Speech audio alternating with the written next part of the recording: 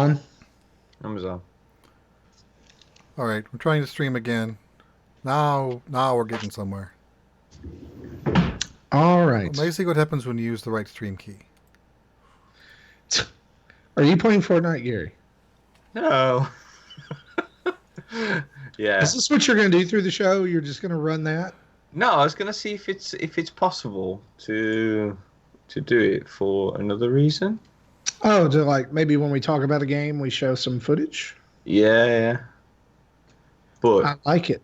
I like it. I mean, I've got a second screen ready, so. Okay. The only thing is obviously it's an audio issue because you can't hear it. Yeah, we don't need to hear it. Yeah. And the only other thing is, while I see your entire screen, I'm only showing a small portion of it in OBS. So, boo! I'm back. People in OBS would only see about a third of that, of the full screen. Baby. Right. Dropping money on Fortnite. We're live and ready to go. Okay. Ready? Ready, Captain. Welcome to Nintendo Dads episode 244, recorded on August 22nd on 2019. And on tonight's episode, we're going to be discussing a whole lot of indie world. So Jesse, cue up that music.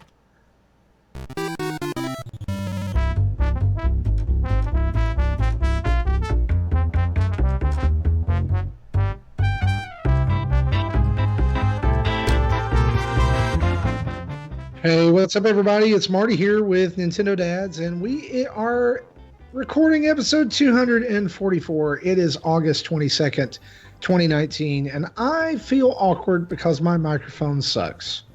Yeah, the microphone that I've been using for like the last, 20, 30, 40, 50 shows has decided it's going to crackle. So, pulled out the old podcast mic that I was using back when I started on this show. Microphone 1.0.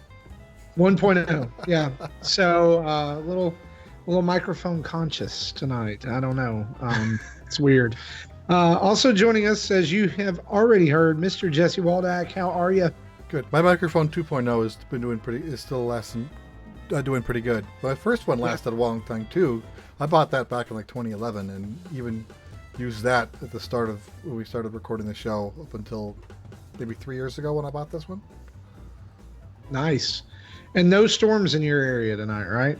Not tonight. Looks like we might get some rain tomorrow. But hopefully no phantom internet thieves in the middle of the night that stole me away from you last week.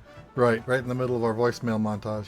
Yeah, that sucked real bad. And I want to apologize to fans of the show for that, because no clue that right outside my office door they're changing internet cables at midnight. Yeah, that happened. Surprise. Yeah, it was a surprise because they told nobody. Also joining us from across the pond this morning for him, Gary Gray, sporting that sweet Nintendo, Super Nintendo shirt there. What's up? Yeah. Everything's good. It is early morning and it's dark still.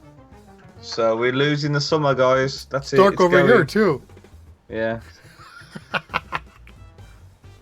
Actually, summer lasts until summer solstice on September 20th. As I was told earlier. Yeah. That sounds familiar. Yeah. The wise man must have said that. All those games that Nintendo has said are coming in summer 2019, that means they're all coming out in September, boys. And I have 11 of them on my list, and that doesn't include the other 25 games, DLC packs, or hardware revisions slotted for September. If I was an indie dev and I had a game coming out in September, I would find some glitches. I think that would delay it a month or so. You need more stabilities. Yeah, I gotta have stability. You got to work on it all through the month of September, and yeah. Anyway, speaking of September, tons to talk about on this week's show. Indie World was this week on Monday, showed off a ton of new games coming to Switch. We're going to run down our favorites. Also, upcoming game announcements and some rumors and discussion as well. So let's dive right in, shall we?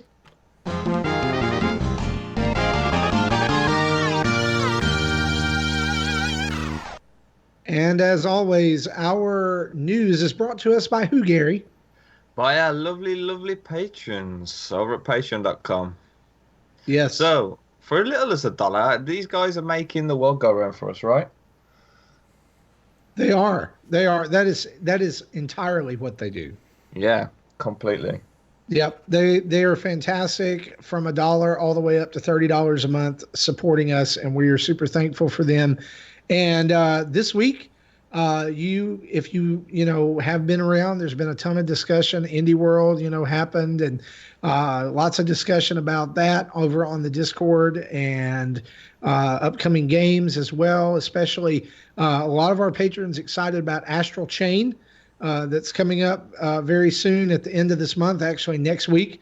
Yep. And so lots of discussion over there. And for all of those games, we do specific channels for each game if people request it, and it starts at the $5 level. You can get in on those game specific channels and get talk about them, trade hints and tips and tricks, and where you are.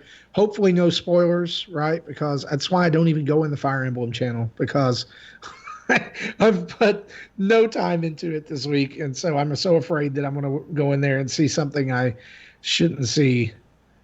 Kind of like my grandmother's bathroom when I was little.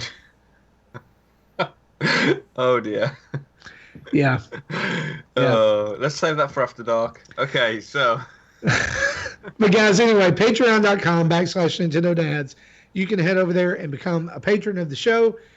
Just like folks have been signing up like gangbusters lately, and we're super thankful for each and every one of them. And if you're out there, you're a patron of the show, and you don't have access to the Discord, then what you need to do is you need to contact Tim from Minnesota, and he will make sure that he gets you in there.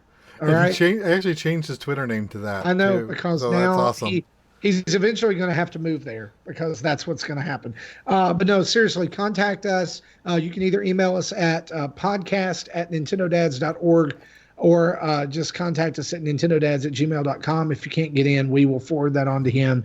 We'll make sure that you get access to the Discord. John Blanco says it's a slash, not a backslash. Whatever. I don't need all of his technical. It's his Xenoblade reference that Marty does every week. Backslash. Yeah, it is. Thank you for saving me there. So guys, let's talk about the big story of the week. Indie World showed up on August 19th, rounding up a whole host of brand new indie games coming to the Switch, and capping the I guess I don't want to call it a direct, but capping the presentation off with finally revealing that basically what everybody has known for a while, Ori and the Blind Forest from Microsoft, coming to the Switch. It is the definitive edition that will launch on September 17th. It was probably for a number of people, the biggest game announcement from this. But we're going to do a little something different. In the past, what we've done over the last few directs is we've gone and done like blow by blow, play by play on that, and we got told that's boring, and it is. Let's be honest. Most of you have probably already watched it. If you listen to us, you're a Nintendo fan. You've already watched the direct, right? We don't need to re-go through all of it for you. So what we're going to do tonight is just talk about what games stuck out to us. What games are we excited about? And what worked in this presentation and what didn't. And I want to cap this off, or kind of kick this off by saying that, and I was hyped going into it. After I watched it, I don't know that I was very excited about it. Like, because in the past, like with indie presentations, especially, like there's been game after game after game that I've gone, oh, I want that. Oh, I want that. Oh, that looks awesome. That looks awesome. And so this time, I found myself more often than not going, I'll pass. I don't think that looks like it's for me. I don't get it. And so I want to ask you guys here on the front end, before we talk about what games we like, is it indie fatigue, Are we simply inundated with too many games to play, or was this presentation just underwhelming? For me, I think it's a bit of everything. I'm fatigued with gaming, with indie games at the minute, and sometimes gaming in general. Covering every week and trying to play as much as you can, and it's like I said, we're dads here, right? We're not doing this as a professional sort of IGN thing. So we balance our work and home life with the podcast and with the gaming, and that's why it's so cool that there's three of us, because sometimes one or two of us don't get to play. Um, and I think that there's so many major big releases that it's so hard to get excited over the little releases at the minute because they're sandwiched in between major titles. Now I think there's so much coming out that I'm not going to finish half of these major titles. Like I'm definitely not going to finish Fire Emblem before Astral Chain next week.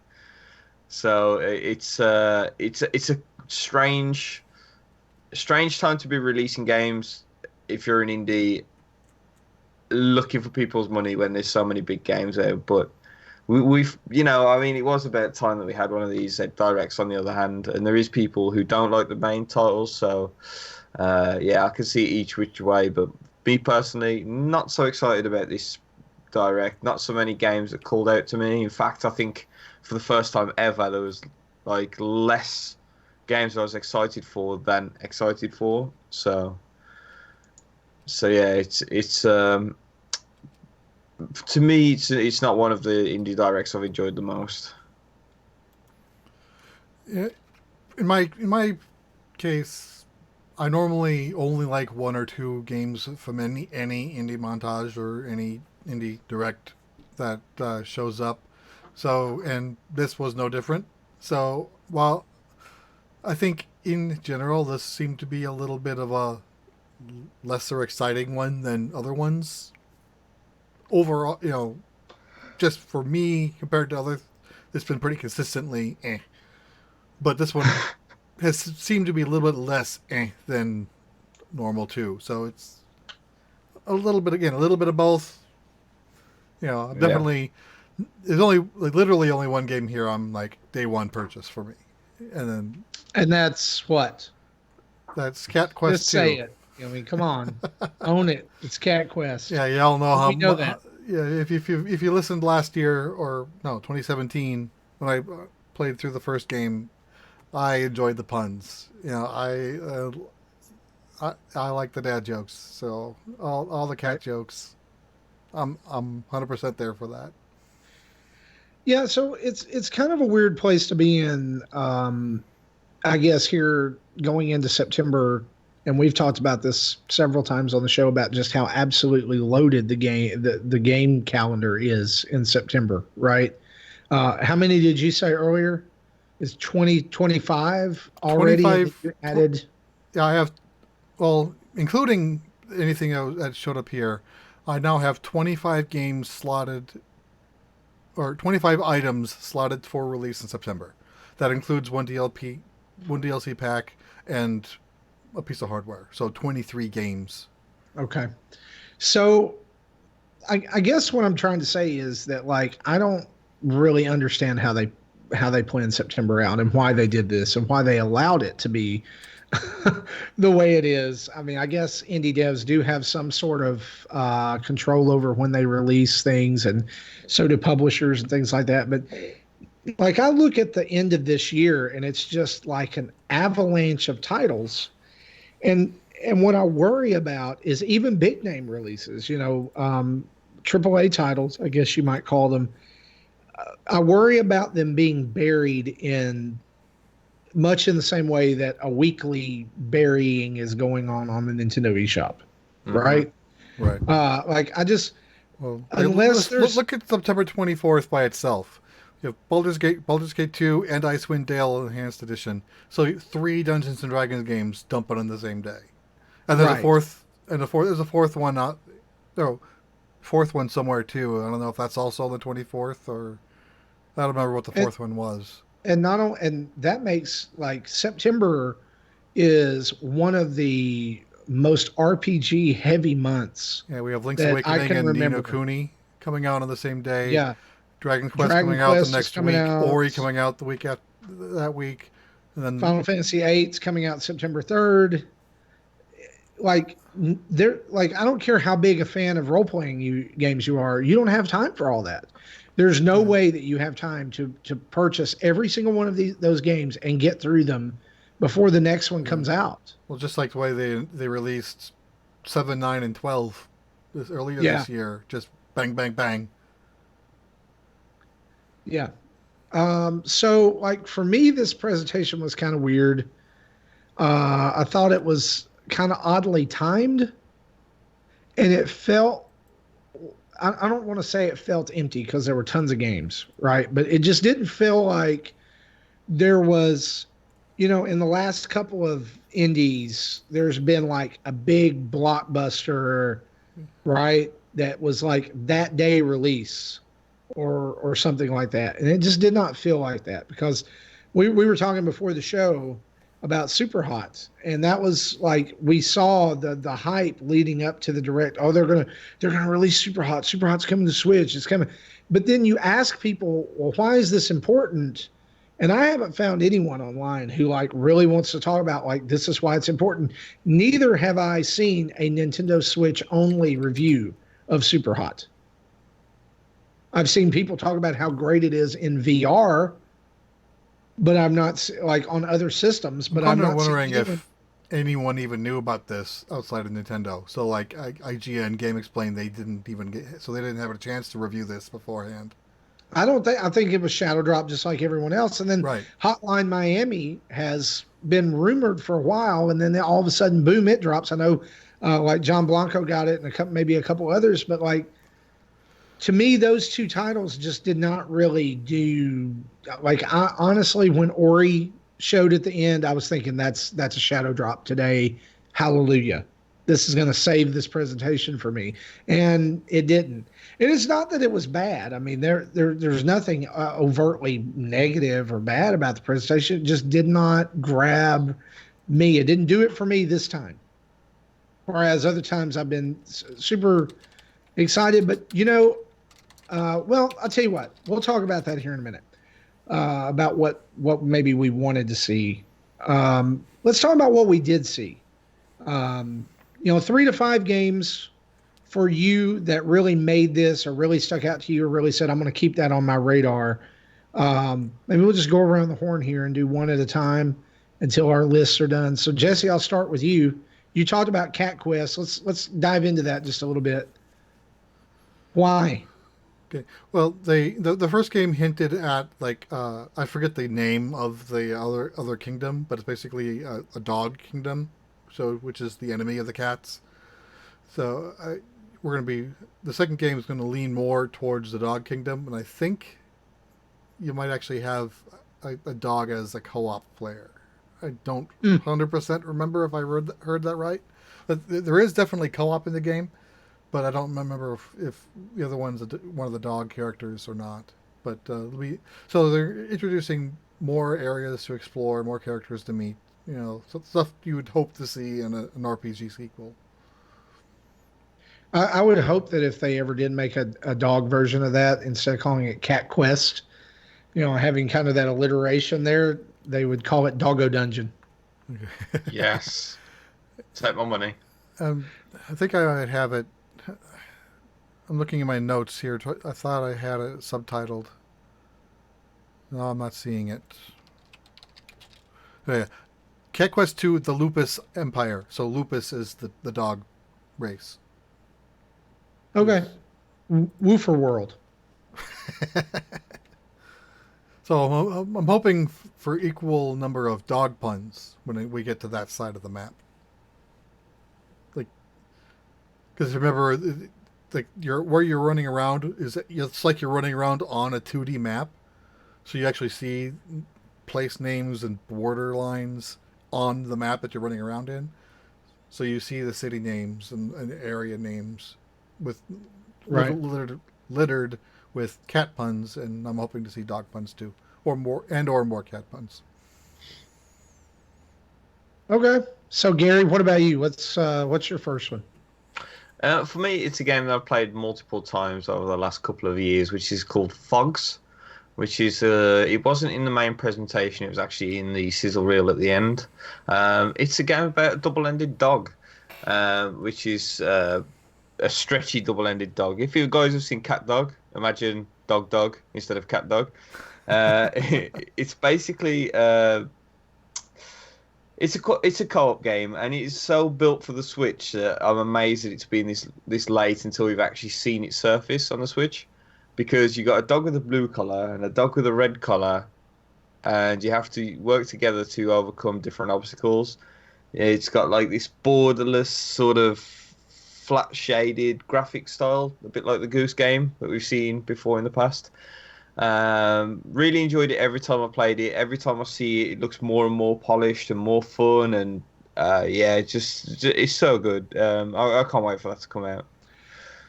Yeah, so it was odd that I think that showed up in the sizzle reel, and I think that may be one of the places that I took an issue to this.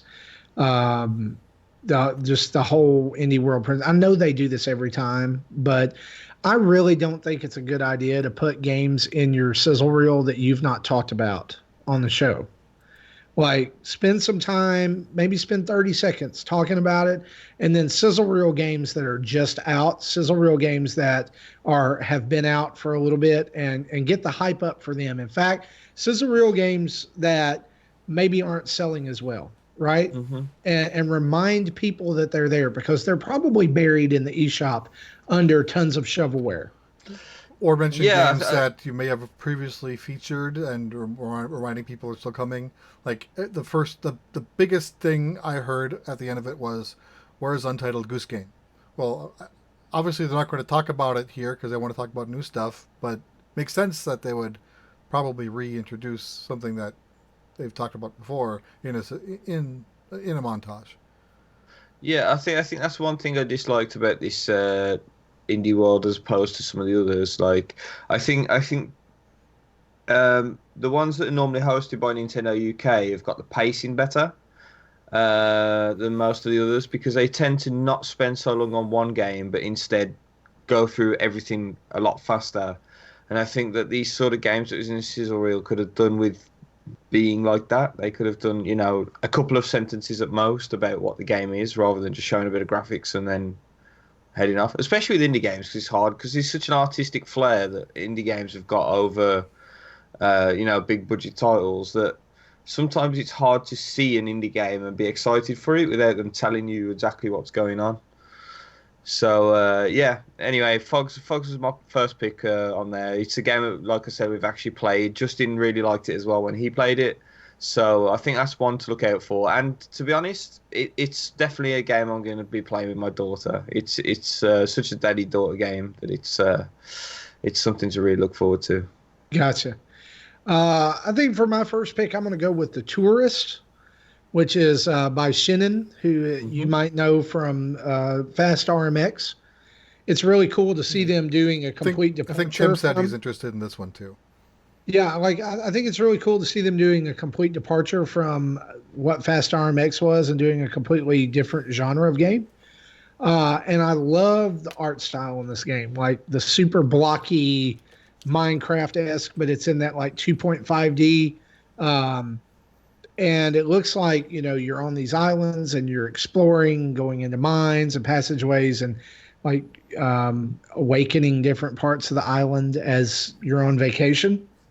And so I don't know, just the whole package of it, I think came across really well. It's something that's different, and I'm excited about it. Like November 2019 too. Like, so it's really close. Yeah, I mean, this would be my second pick as well, and I've got a full faith in Shinnon Multimedia. They've done some incredible games, and Fast RMX is obviously straight up there. And did you spot that it looked like there was a bit of a demake in there in one of the arcade machines of yes, Fast RMX? I did. It looks like maybe you have to play that as part of a quest. At first, when he hopped on there, like I wasn't making the connection of Shinnon making Fast RMX, and I was like, they've made an F-Zero clone in this game. Click. Then I realized what it was, right? So yeah, it's pretty. I mean, it's a little cool little callback. Yeah, I think this game looks brilliant. I can't wait to see a bit more about it. The art style, like you say, is quite an interesting one, but it's a really, really good take on it. Like we've seen other games do that, namely Crossy Roads, which is the big one, with that sort of square, blocky character like. But this is Thank like you, that. because I've been trying to place that art style Yeah. for the whole week, like going back and watching the videos of it, and I never could get like think about it. That's it. It's Crossy Roads. Crossroads, yeah. But this looks like that, but bumped up with their sort of. I mean, they're really good at optimizing for the machines that they run these games on. So yeah, it looks like they've done a really good job with the graphics. Well, hopefully, I'll be better at it than I was Fast RMX.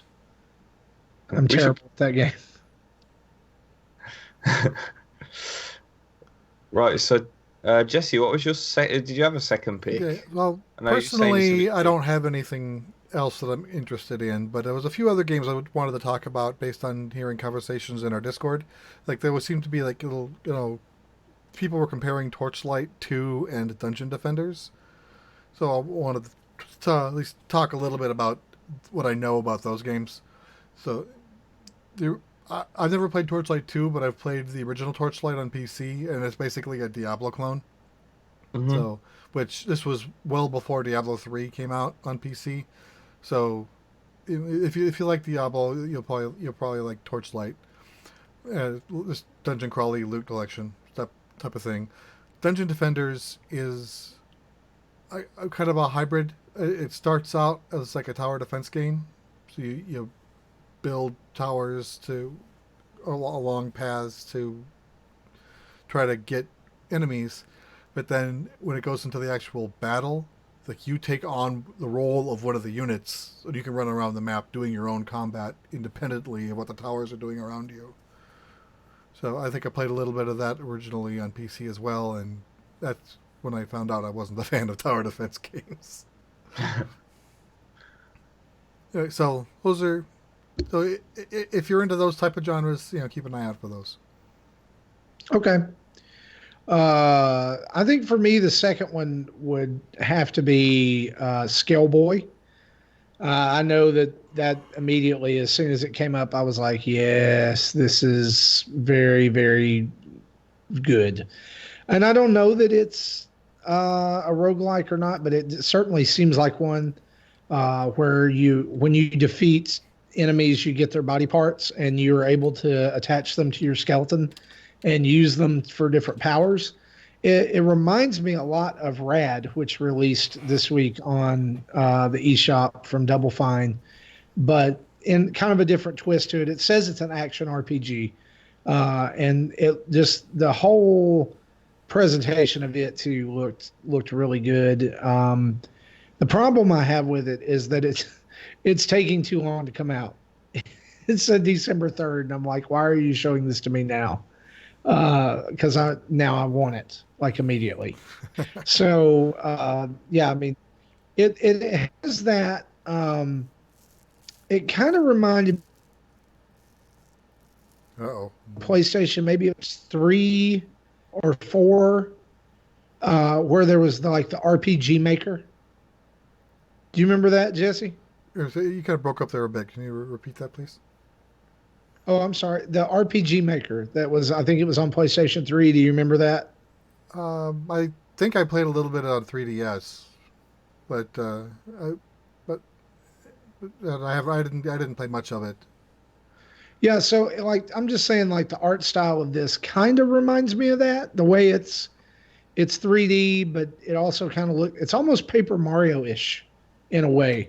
The way that, like, I'm looking at some of the screenshots now, uh, like the way that it uses 3D and blurring toward the front, when you're in the back of the screen, almost, and like the menu looks a little Minecrafty as well. It's going to be super interesting to see how this one turns out. So Skellboy is my pick for number 2. Gary, what about your third? Ooh, I think Roki's looks incredibly well. I've been following this game for a while on Twitter. It caught my eye when this there was a post about art styles, and it had like one of their character models spinning around slowly. And as soon as I saw that character model, something just drew me to it, and I've been following it ever since. And every time I see something new, it looks more and more inviting. So yeah, I think this is a game though that I was actually hyped for before this presentation. Um, so it definitely looks like one to that's got a bit of mystery to it as well. One to keep an eye on. Yeah, see, like this is one that's been on a lot of people's radar. I've seen a lot of people mention it over the last couple of days, and it just did not do anything for me. Mhm. I don't know why. Like it just did not like really click there. Like watching it at first, I was kind of interested, but I've gone back and watched the trailer a couple times, and it's just I don't know. I feel like there's other games like it out already. I If quite that like makes that sense. sort of. There's quite a few games like it now that have that sort of other end of Europe, like old folk tale mystery sort of thing to them. And I'm always a little bit drawn to those games, especially the ones sort of. Um, I can't remember what the game was called. Was it Year Walk? Was it or something like that? Yeah, That, yeah. that are sort of more like mountainy, snowy games and stuff like that. I quite like the folk tales, like European folk tales, and this looks like it's right up my street because of that. So yeah, I think it's the more I see of it, like I said, the more I seem to like it, and this trailer helped even more. So definitely looking forward to that. Awesome. What about you, Jesse? Anything else?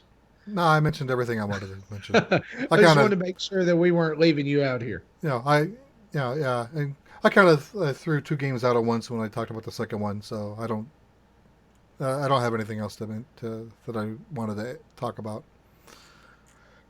Okay. Third for me is probably and like honestly, I don't know about this, and I'm gonna have to see more about it as we get closer to release date. Is Earth Night? Like just seeing the whole package together was pretty intriguing. Like kind of like a base jumping dragon Sonic running type game. Like, is that? Am I getting the Gary? You saw. I mean, am I getting the right impression from that game? I couldn't work it out if I'm being honest with you. It looks interesting. The art I, style definitely looks interesting. I couldn't quite figure out exactly what the game was, so so I'm probably the wrong person to ask. It like, it, I mean, they made mention that it was like the Dragon Apocalypse, It, and that yeah, like apparently you're jumping through space, running across the top of dragons and killing them before you jump to the next one. yeah. I was confused as to whether it was like an on-rail shooter to start with, or whether it was a platformer, and it took me a while to try and figure it out. And I'm still not quite there. I couldn't figure out exactly what was going on, but it does look pretty fun, and like the art style looks pretty good on it. Um, but yeah, just slightly confused over it. So is it a platformer though? Is it? Yeah, I mean, it looked like half 2D platformer, half. There's these weird sections in Lego games. Sometimes I remember it like being in like Lego Avengers, where you would be on the helicarrier and you would jump off, and there would be like rings that you had to dive through. It's like so. It's kind of like Pilot So, Wings meets Sonic. I was gonna say, it looked very Sonic Special Stage. Yeah, Yeah, and yeah. it looks like those are the in between, and the running and platforming is the main part of the game. But like I said, and they didn't give a release date other than 2019 for that, so I would assume toward the end of the year. But it'll be interesting to see how that one shapes up, as we get closer. Um, do you have any others, Gary? Not really. I mean, Ori in the Blind Forest. I'm going to say it now. I think is the one that everybody's looking forward to the most. I really like the look of it. I'm not sure if I'm going to be really picking up any game in 2019 off this list. Um, And that's nothing to do with the games. It's just the fact that there's so much big like main releases and AAAs coming out. I'm never going to have time to play all of these or all of those. So yeah, I think Ori and the Blind Forest looks really good, but I might skip it, especially because I've got Xbox Game Pass for PC. Fairly sure this will be on it in no time. Yeah, Ori is the game I tried to confirm around back in E3 time, but when I was trying to think of Ni no Kuni, but I said Ori instead. So I'm right 3 months later. Yeah, I mean, I feel like Ori has already been free for Xbox players. So that, and if not, it's probably coming very soon, right? I mean, to kind of offset that. One last game that I wanted to talk about from this list that I'm super excited about was Eastward. And I don't know whether to really be excited about it. I mean, of course, Ori is a given. I mean, it's a Metroidvania. It looks beautiful. I'm super excited about it too. But Eastward was one of the only games that was talked about that I'm saying that was actually talked about, not in the sizzle reel. It was actually talked about as 2020 with no real release date given, just 2020. And it kind of looked like Undertale-esque meets Stardew Valley type gameplay. I've heard a lot of people talk about the soundtrack and say that they, were excited about it just for that alone. I don't know. I mean, it didn't show all that much, so I don't know what they heard that I didn't. But did any of you guys did this pique your interest at all? Not really so much for me now. Jesse? Yeah, I honestly don't remember anything about that game other than that it was talked about. So it did not leave an impression. Yeah, of course. On the other hand, it's partially my fault. Is when I only watched the video once, and that was for note taking, not necessarily to pay attention to the games. Yeah. So the only reason it initially caught my eye was because Chucklefish is attached to it, and they've pretty much everything they've done has been quality. But it's the story says it's a miner discovers a young girl in a secret underground facility, and then they kind of pair up, and I guess I'm guessing she probably has powers, and she helps him through puzzles and different things like that. It looked interesting. It looked graphically it looked well done. It's one I'm going to keep my eye on. But just to wrap this up, I think Gary mentioned earlier when he was talking about Fogs. There's a ton of games that have been shown off in these indie presentations that we still have not seen. Yeah. And I'm gonna there's a couple of notable ones, and then there's one that I kind of want to it baffled me. Where is Super Meat Boy Forever? Yeah, they don't like to show the games twice in these things, do they? And I mean, I understand why, because if you're bombarding people with the same indie over and over again, they're going to care a lot less about the others. But I'm talking Super Meat Boy Forever was shown off in 2017. Yeah, I'm pretty sure that there's people who don't think this game exists anymore. Yeah, and that's on the Nintendo side is marked as TBD, so it doesn't even have a year anymore. I mean, I've played it as well. There was a playable demo at EGX the same year. Justin played it as well. I mean, Justin was amazed, and that's why he hasn't been on the podcast since, because he knows that I've totally showed him up by being the best at it. But yeah, little joke there. Wasn't that good? There's a video of me sweating intensely playing it. But I think they did give an update at some point, if I remember right, saying they were putting it on more platforms. But it's not uncommon for the games to disappear like that. I mean, that I can't remember the name of it now, but there was that fighting game, the one that looked like it was on Neo Geo. Oh, Pocket Rumble. Pocket Rumble, yeah, that disappeared for a very long time. For a year. Yeah, we didn't hear anything about it. Untitled Goose Game is still a back. It came back in a bad time. Yeah. Yeah. Untitled Goose Game's still about, and that's been that's another one that I want to mention was Untitled Goose Game. Like I was super disappointed that we didn't see anything about that, especially since the release date for that was supposed to be like end of summer or fall 2019, and I mean, yeah, it's still I have it still marked as the 2019 game. The other one that really baffled me was that they made a really big deal about Spiritfarer in the last indie presentation, and this time it's relegated to a sizzle reel. Yeah. And not even talked about.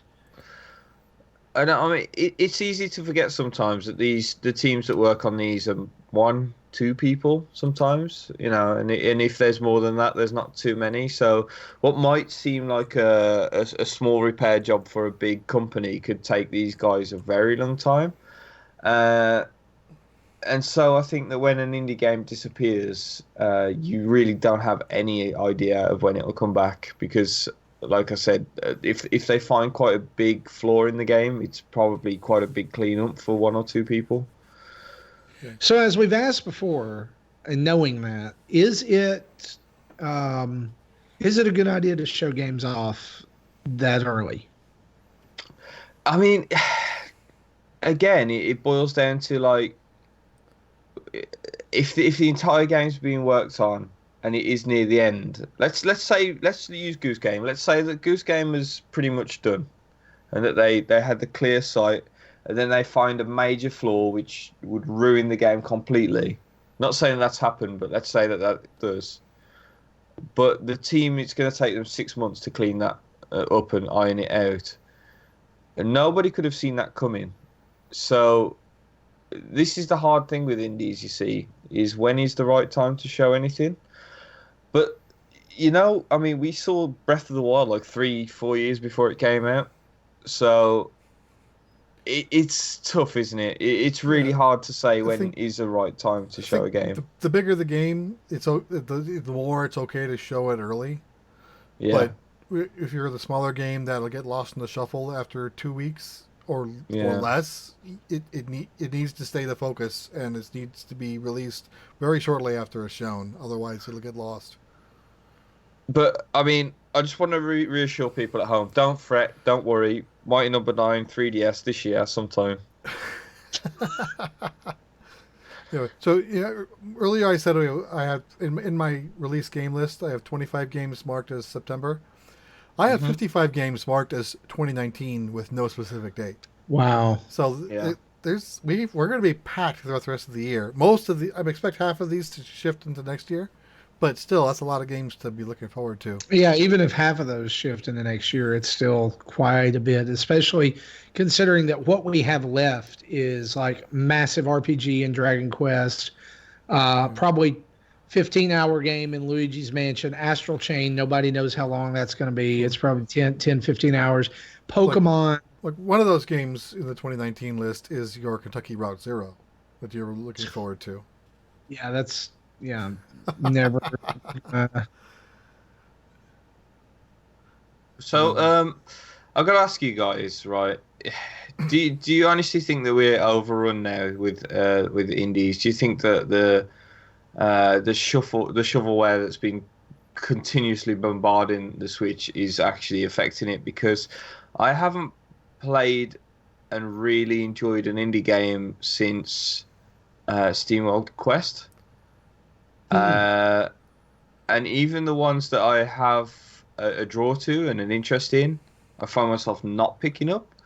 And I think it's because that I played so many in one go, so many indie games and so much that I never got around to my AAA games that I brought, and it's sort of collapsed in on itself. And now all I want to do is play the big games and Fortnite. Like I'm addicted to Fortnite at the minute. I've got at least get 50th against these 12-year-olds. I do think Nintendo has to at least cherry pick what they think is going to be has the potential to be a good game and feature them so people know that they're coming. Because if they don't, they definitely will get lost. Yeah, I think that one way they could do that, and I know we've talked a lot about the eShop and how it's set up and everything, but maybe even just to configure a list of this is what came out today that's not on a website, right? That's not buried somewhere. I mean, I get most of mine from mynintendonews.com, but like have a thing on the side over here. You know, you've got your all games and all that stuff, but have a new releases tab, right? That doesn't have pages. Don't constrict it to 20 games a page or 10 games a page or whatever. Make it open ended and show only what came out that day. And that way, if I know, like, you know, it's Thursday, it's eShop day, there's boom, right? Right. There's 25 games. Or at least, okay, so now I can give us like a little calendar and we can pick the day we want to see games that were released. Yeah. Well, I mean, that would be a feature too. I mean, go back days or go forward days, even if you know things. But like the spotlight is such a tool here that I think is underutilized. Like I'll get news spotlights, you know, in my little, you know, when I open up my Switch or whatever, or I'll go and open the news bubble and read those. But who picks, right? Is it, I mean, how does an indie dev get on the good list? And in my case, trying to look at the news is meaningless because I have 4 accounts in 4 different regions, so I get news, the same news item in 4 different times. So it doesn't help sometimes. Realistically, I know we have a lot of talk about the eShop and how awful the navigating of it is, but I don't think I've ever struggled to find a game that I'm interested in. And I'm quite happy not having other games thrown at me and forced at me in that sort of way. I think that the home screen does need a bit of a tidy up. The Wii U did it better. Let's put it like that. But I don't really know a way that the eShop could really be any like better other than that. But yeah, there's just so much coming out so fast, and there's so much rubbish. I'm going to say it, rubbish, thrown on the eShop that it's. I mean, Santa Tracker exists. Let's just leave it at that. That it's kind of getting. It's kind of putting the better indies down. Is what I'm trying to say. Is like this is exactly how I felt about Steam, and exactly how I feel about the iOS mobile gaming network as well. And it's a shame because to me the only way that I generally find indies that I'm really interested in is either if they have a connection to another dev that I really like, or if I go to events and get hands on. And I think even when they put demos out, the demos get lost in the eShop as well. And I think it's they're really so like. You should not have to go to the side and go to search games with demos. That should be a tab. Yeah. On the side. Right. Maybe even indies need to be a tab on the side because, you know, like with the Wii U shop. Yeah. Now we're talking about categories, which like they should have. But I mean, they highlighted different things and it changed daily or even weekly on the Wii U, you know? Right. Slam the Wii U as much as you want, but the eShop management on that was so much better because they were trying to highlight that content. It wasn't just a constant like pipe of sewage that was flowing into your system. And I know like it's not all bad, but it's got to be disheartening for a dev who puts their heart and soul into a game and then they release it and 25 other games, you know, come out, and it just so happens that their game that they have blood, sweat, and tears into gets pushed to the second page and nobody ever sees it.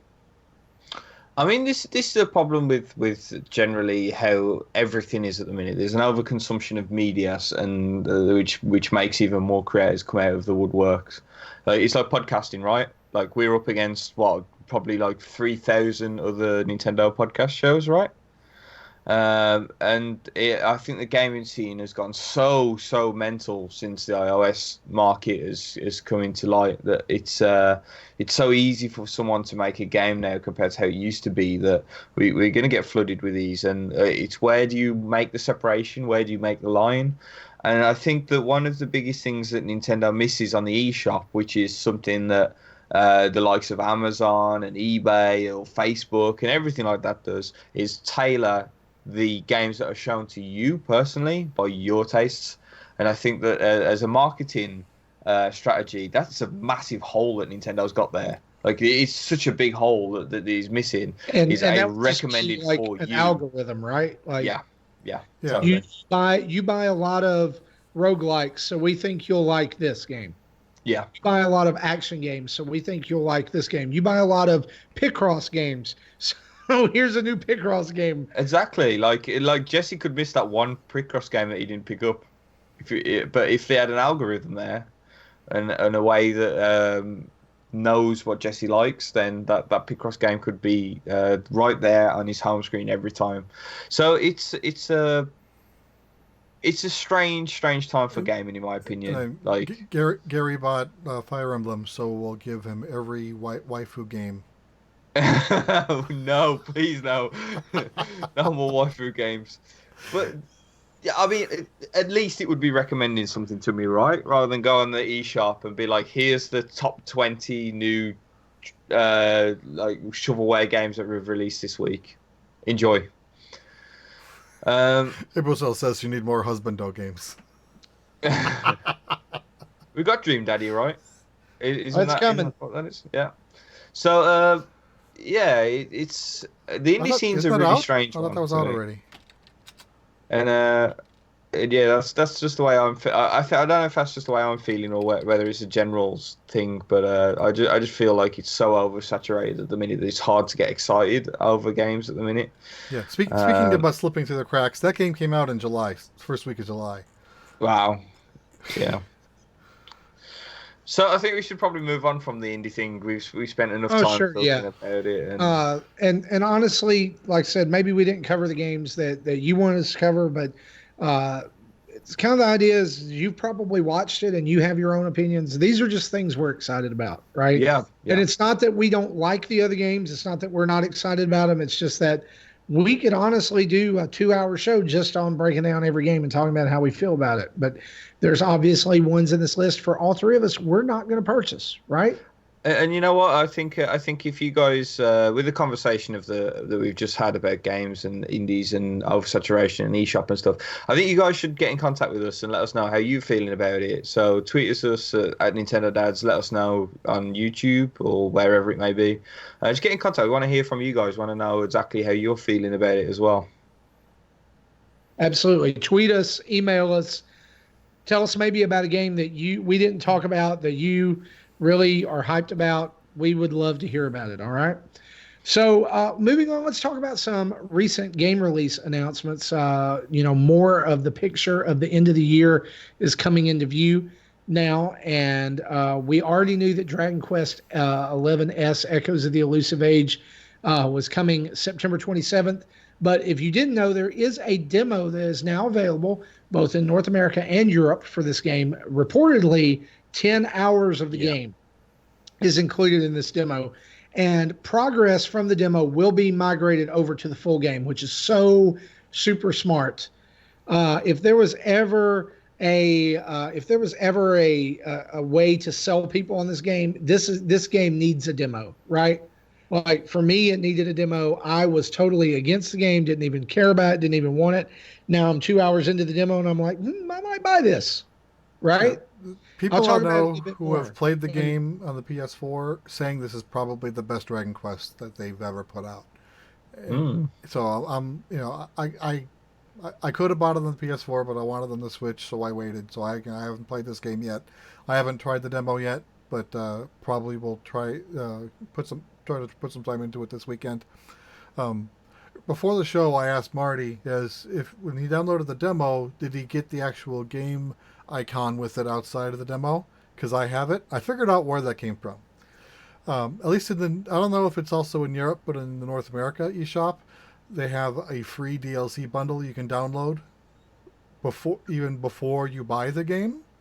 I downloaded that, so that's why I have the main game icon showing up. So I still can't access it, obviously, until I buy the game, but that's where that came from. So you're able to go in and download that DLC now before you buy the game if you want it.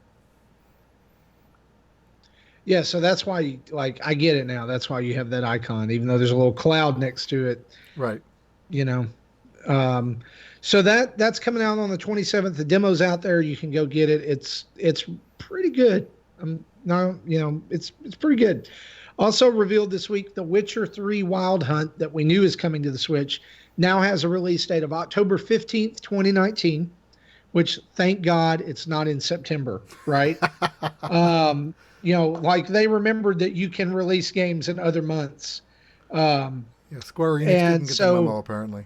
This is the complete edition of this game. It is also available for pre-download right now, clocking in at a whopping 28.1 gigabytes. It all fits on one cart, even all the DLC. Lots of people are saying that this is a complete just magic trick that they've been able to get this running the way it is on the Switch. Yeah, so I'm super excited about this. A good friend of mine, Phil Myth, who I own a website with, the NintendoVillage.com, he went over to Gamescom this week where it was playable. I've just seen that he's got a preview up on the website now, and he's saying it was really, really good. He said it is running incredibly well. So it's something to get really excited for, because we normally miss out on these games being Nintendo fans, but here it is, and we've got it. Yeah, like rumored for a ton of time, right? That it was coming. Obviously, was being worked on. This is a game that I completely skipped over on other systems, and so I don't know. Honestly, I don't know that I'll get it this year. It'll probably be like one of those things. So let's see if it comes down in price a little bit. Let's, It was somebody's going to have to really sell it on me. It was still asked a question in the chat to clarify. So yes, you do not need to download anything to play the game. I'm sure there will be patches, but it isn't like Doom where half the game was on cart and you had to download the other half. The full game's on cart. Yeah, and that is a big, like they're pushing that as a big selling point. You're not going to have to download anything. Yeah, I think this is the first game that's being put on a 32 gig cart. Yes. So exciting to see that that's coming very soon as well. Also, I know a lot of people are excited about this. Final Fantasy VIII Remastered is getting a physical release and also will release on September the 3rd of 2019 because we don't have anything else to play that month. And I just think it's interesting. It's getting a physical release. I'm going to make it clear right here that there is no game that I hate more than Diddy Kong Racing other than Final Fantasy VIII. It is an aberration and an abomination, and it needed to stay buried where the code died and burned in a fire. Awful game. Don't at me. Send all your hate mail to... No. Send all your hate mail to Marty. He completely deserves it. That's twice now that he's upsetting people. So, yeah. I don't care. I don't care. This game is garbage. There's a guy carrying around a sword that has a big revolver on the end of it. And now you play Into the Gungeon. Isn't that sort of thing you Into the Gungeon? No. Enter the Gungeon made that cool. Oh, okay. That's Squall, the new or whatever his name is. Thunder Shower, Cloud, and Squall. Blech. I mean, this game is stupid. There should never be another Final Fantasy. You know why this game is dumb? And I'm going to look. If you like it, great. I think this game is dumb. Here's why. There should never be a game about requiring you to use magic where you have to draw it out of other enemies. Yeah, that's the part I didn't like. Stupid. Where your magic was disposable and you couldn't use it again. It's like it's like a deck of cards. If I learn how to throw a fireball, I should know how to throw a fireball. Yes. Yeah, I can be mana depleted, but that's different than not knowing how to throw a fireball anymore. Yep. Totally. Yeah, but I know how to spend money, but I still have to draw that out at the ATM. Boom! But you only have to do it once. Yeah. Oh, no, right. It's not infinite money. Anyway, just joking aside. You only have to do it once to buy the game once. Yeah, look, I'll give you that. That's a good analogy. It came to mind. I'm sorry. I really like money out of an ATM sucks too. I should just be able to. There, I have money. I actually really like Final Fantasy VIII. I've been looking forward to it. I'm going to be honest to you guys. I'm not going to get it. September, nope, not happening. There's way too much coming out. Maybe next year if there's nothing to play, if we go the way of the Wii U and have a year with nothing to play, then yeah. I've got Final Fantasy 7 and 9 sitting on my Switch that have never been launched. Yeah, I've just got out of Midgar on 7, and then we got bombarded with games. I have them here and didn't even buy them on the Switch. Switch Mini! Confirmed. Nintendo Switch Lite pre-release. I love it. I've had this for 5 years. So for anybody who's just listening, Jesse pulled up a Vita. Vita Island. Also, this week, trailer dropped for Mario and Sonic at the Olympic Games Tokyo 2020, which I had zero interest in until this happened. New feature is that the new feature, the big feature that was shown off in this trailer, was that there will be a multitude of events that can be run in 2D with 8-bit sprites. That's right. Dr. Robotnik can suplex Princess Peach and have her sprite fly off the screen in this game. Yeah, little correction, because Marty said 8-bit. The beauty of this is the awkwardness, because it's the original sprites from the original game. The Sonic characters are in 16-bit. With 8-bit Mario characters. He said 8-bit because I had that in the notes, but I agree that wasn't correct. But that did look awkward, seeing 8-bit Mario against a 16-bit Sonic. That's the beauty of it, though. It's the awkwardness between the two graphical styles. So the ones that they showed off, the events that they showed off were rowing, the long jump, diving. Diving was the best. Yeah, because like the best. Yeah. Princess Peach jumps off the diving board and like in two clicks turns upside, like is right side up and then flips upside down and goes straight into the water. It's great.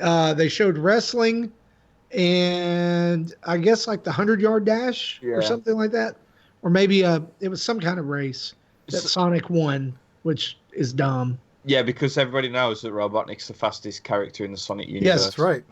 But I also screenshots have since leaked from this week, and this is totally awkward, of a swimming event from the game that's in the 3D part, which Dr. Robotnik and Wario are shirtless.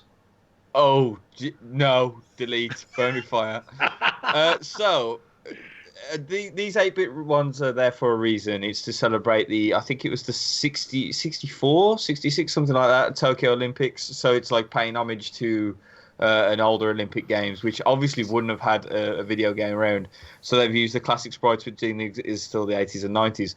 But I love it. I love the fact that they haven't even changed the sprites. They haven't added any animations in. So if they didn't have an animation, like Princess Peach was basically cardboard back on the original Mario. Her running is just moving across the screen with no motion. They haven't added anything in. It's as it was, and I think it's so hideously beautiful that they're just using the original sprites and original animation. As soon as the trailer came out, as soon as the trailer came out, I had to show it to my son because I knew that he would appreciate the hype levels because he loves the Olympic game. You know, the Olympic Mario and Sonic at the Olympics. He had the last one on 3DS, and we played it some. And like he was like, "Dad, we're getting this right." And I was like, "Oh yeah, we're definitely play exclusively in 2D mode." It launches November 5th for North America and November 8th for everywhere else, Europe and other regions, I believe. Also, Legend of Zelda: Link's Awakening is now available for pre-purchase on the Nintendo eShop in all regions. It's 5.8 gigabytes in size. If you are in the European region, if you pre-purchase, you will get your gold coins at the time of purchase, and then another set of coins at the time of release, which means double coins. And when do we get them here, Jesse? See, I don't know if we are doing double coins, but you know, normally you get your coins at the time you pay for them. Yeah. If you're buying with a voucher, you're not paying anything at that time, so you get no coins. Nothing. But you got your coins at the time you got the voucher. But what we don't know is if in Europe, because I don't think here we have any double coin deals going on. I haven't heard of anything. But in Europe, if you pre-purchase with a voucher, do you still get the extra coins to double-ish? I would say you don't. I would say that you don't. Or is the zero getting doubled? The zero's getting divide 0 by 0. You ever tried that? I love the way that this is basically like the 1990s game shows where they're like, when you lose, and they're like, and this is what you could have won. Is the way that they do it, isn't it? Where like if you bought one of those vouchers, they're like, you have a good deal. You need to buy these vouchers, and then you buy them, and they're like, but you could have won this. Welcome to Nintendo eShop, and on tonight's episode, Marty, you just lost out, and you could have won all of these. Pull us the old shows where the points don't matter and everything's made up. So yeah, there we go. That was we weird. Have no deal for Link's Awakening in the States, which sucks. You guys get all the luck recently. You get all the special editions.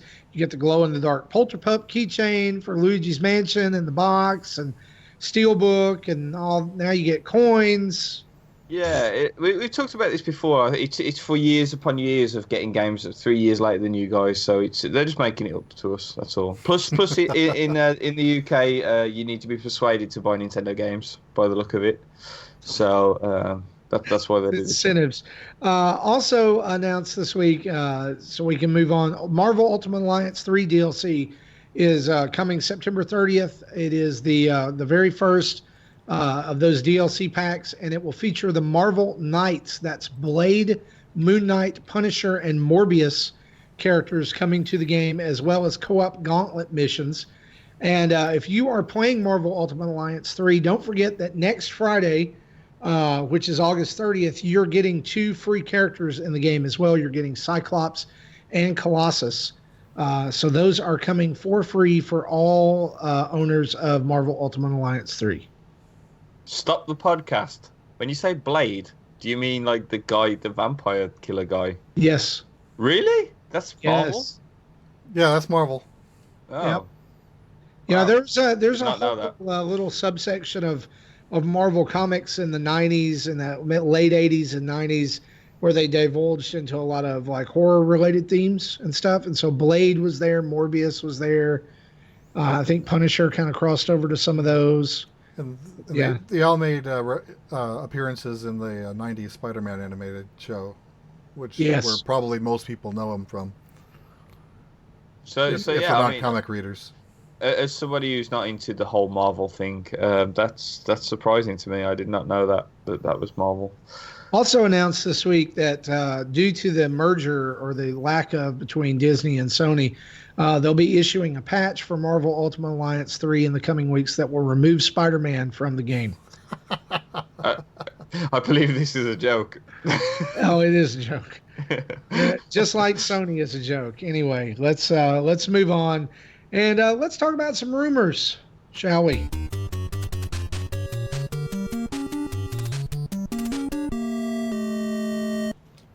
Just a couple of rumors this week. The first one we want to hit very quickly. Folks, it has been reported with some grains of salt that the man, the myth, the legend, Justin Masson will return to Nintendo Dads next week. We'll believe it when we see it. Who's Mustin Jasson? Mustin Jasson. New number. Who dis? Yeah, I think he's going to come back and remember that he is part of the podcast. Yeah, well, I hope Justin's settled in well, and it'll be nice to get him back. Yeah. So, like, full disclosure, right? For those of you who maybe haven't listened all the way up in the last few weeks, Justin has moved from Ireland back to Canada and has been, making sure that everything's taken care of. Loose ends are tied up, getting back in the swing of things. And so, totally not throwing him under the bus for being on the show. We would all do the same thing. Yeah. Making sure his family's taken care of. That comes first. That's the dad's part of Nintendo Dads, right? I know for me and for others, we're just anxious to have him back on the show. We're excited he's coming back. And that will be hopefully next week on August the 29th. And just to let any of you know, there'll be a number in the description to the podcast if you also have maple syrup withdrawal symptoms. Which is why Justin got strapped to a portable bed and sent back to Canada. So if you suffer from if you suffer from this, then please get in contact. Yeah, please don't wait. Call today. Please don't wait. Also, another rumor that we just want to hit on very briefly is, as of today, GameStop has added 14 plus Nintendo Switch SKUs to their system. that do not have descriptions. There are no names, there are no descriptions, no price points really. The placeholder release date of 12/31/2019 is attached to all of these. The last time that we saw this happen was when? E3. E3. And so the rumors and rumblings of a direct are on the horizon, and it could possibly be that we get one here soon. Now, typically, I think we have gotten a September direct every year, but with little official communication from Nintendo since E3 as far as generally. We've had Pokemon, we've had Smash, we've had Indie, but we've not had like a general direct since E3. Mm-hmm. So it's coming up on time. That, and I figured they would talk about like the 1 year anniversary of NSO and the when we talked about last week the rumored SNES games, talk about the SNES controller that we saw FCC filings on. Yeah, I expect that, and probably some more info on like what's going to be the game for December, right? Because there's kind of a hole there toward the end of the year, even though really, I mean, how are we going to play everything we have, right? But it's there, and so rumors are out there, folks. Spoilers. Tim says Tokyo Game Show is Wednesday, September 11th. So a direct just before that would make sense. Yes, it's a good catch there. Also, something I'm thinking about there and wanting to mention is that there are leaks out there, possibly. If you want to chase those down, we're not going to talk about those here.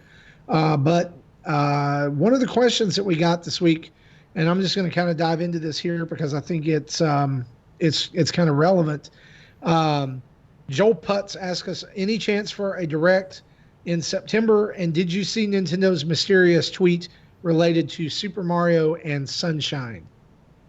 And Nintendo did indeed today tweet a picture of Mario dressed for the beach, talking about vacation, eating a watermelon, which, if you will remember, were plentiful on the ground in Super Mario Sunshine. And let me pull this up because, interestingly enough, here's the tweet. It says this: even Mario needs a little summer vacation. No matter where your summer odyssey took you, we hope it was filled with sunshine. And from there, they had some video from Gamescom this week where a watermelon and a pineapple were sitting on the table along with Mario.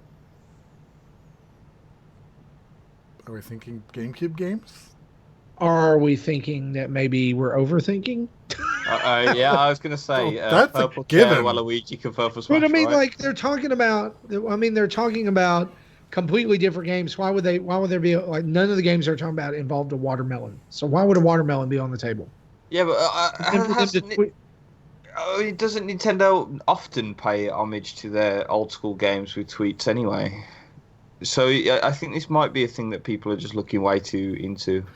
I think what I'm trying to say is temper expectations, because if you're reading too far into this and we don't get anything Sunshine related, invoking the great Nintendo Dad sage of yore, Zach Erickson. Yeah. High hopes, low expectations. We need to get that other soundbite. I'm just trying to avoid a Mother 3 situation where for 5 years straight all we ever heard was Mother 3's coming, and then it never did. No, it did not. It did not, and it never will. I'm convinced at this point that it's I'm not convinced too. Yeah. Unless it's a total remake, taking out some of the things that would be offensive. Video Game Gurus suggests DLC for Odyssey.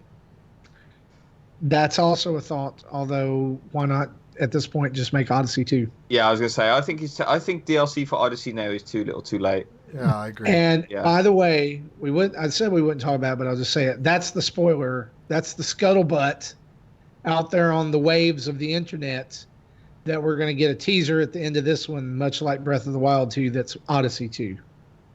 Yeah. I think that's a little too convenient. Well, we say, too little too late, but remember Animal Crossing New Leaf had DLC 3 years later. I'm convinced they're working on Animal Crossing New Leaf DLC right now. That's why it's taken so long to get a new one.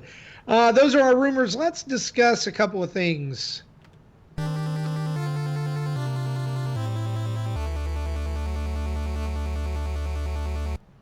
So since this is Nintendo Dads, we're not very want to talk about Xbox or PS4 or anything like that. But our friends over at the Xbox Drive podcast, which, by the way, you'll find no finer Xbox podcast than the Xbox Drive. If you're an Xbox fan, you should be going over there and listening to our good friends at the Xbox Drive.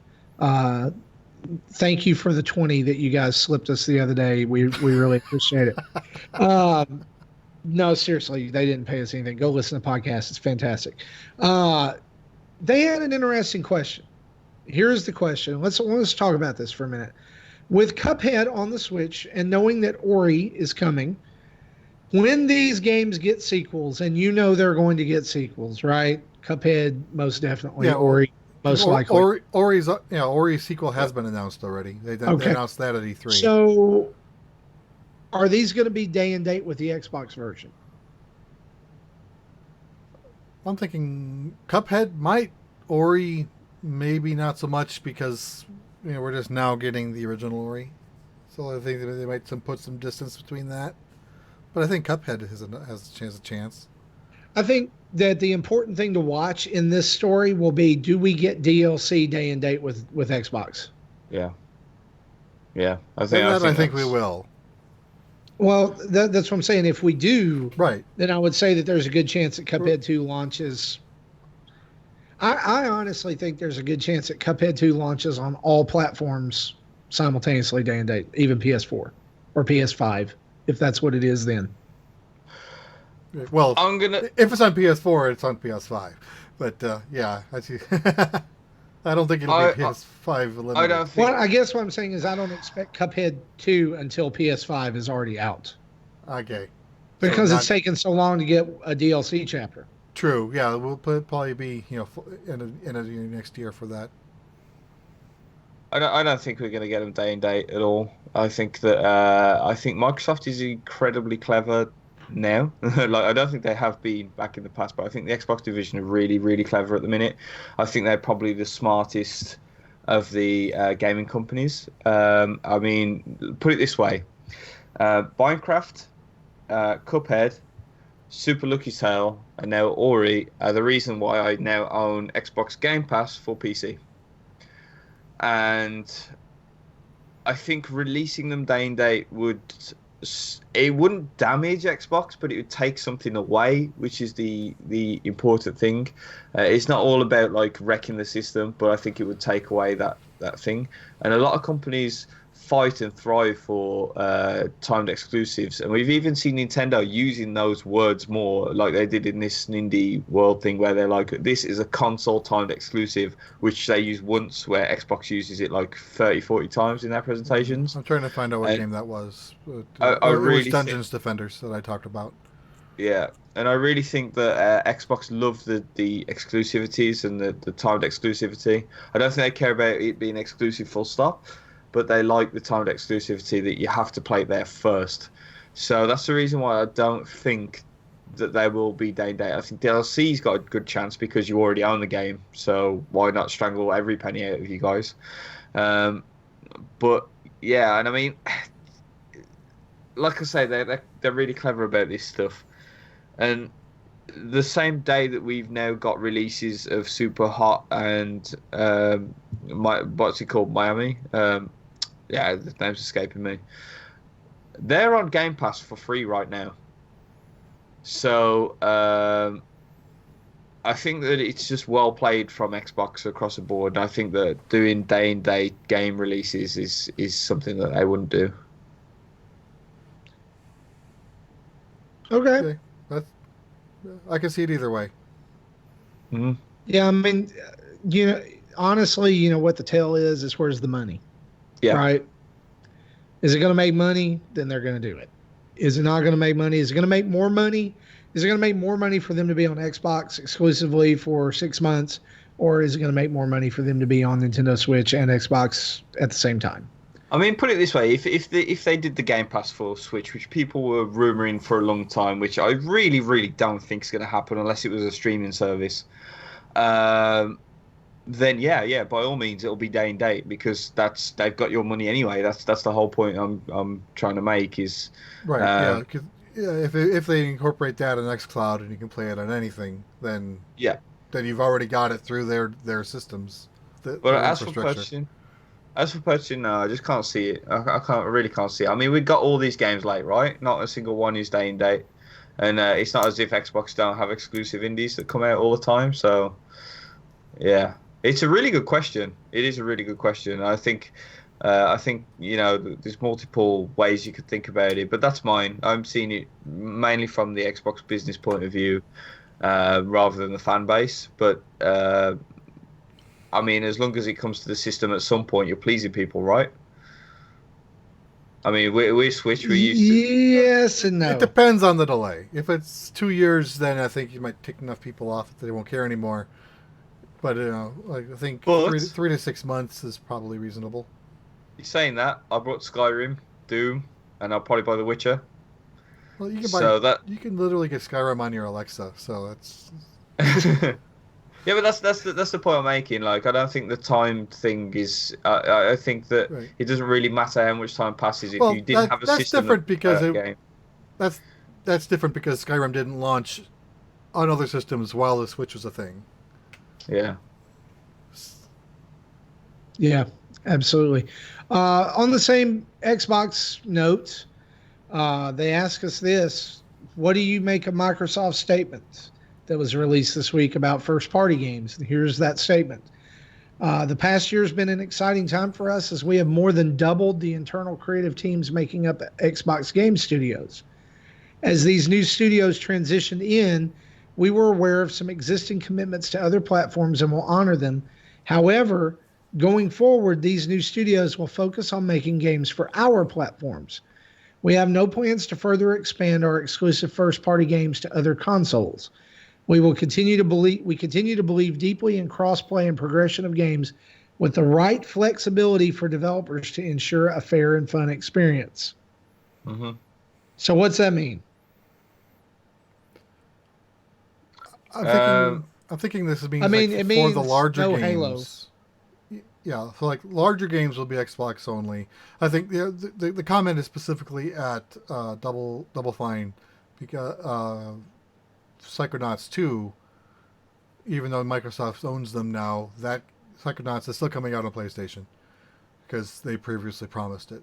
But the next thing that they're working on will be Xbox exclusive. I think smaller projects that may make sense to be put to Switch, like Cuphead, still might. But I think this is more focused on their bigger titles that those will stay as Xbox exclusives. Yeah, like getting a new Halo to run on the Switch will be a nightmare, right? But unless you just tie a panic button. But the other indie games, they're quite easy, especially if they're made in something like Unity and Unreal, which we know has a good support with the Switch.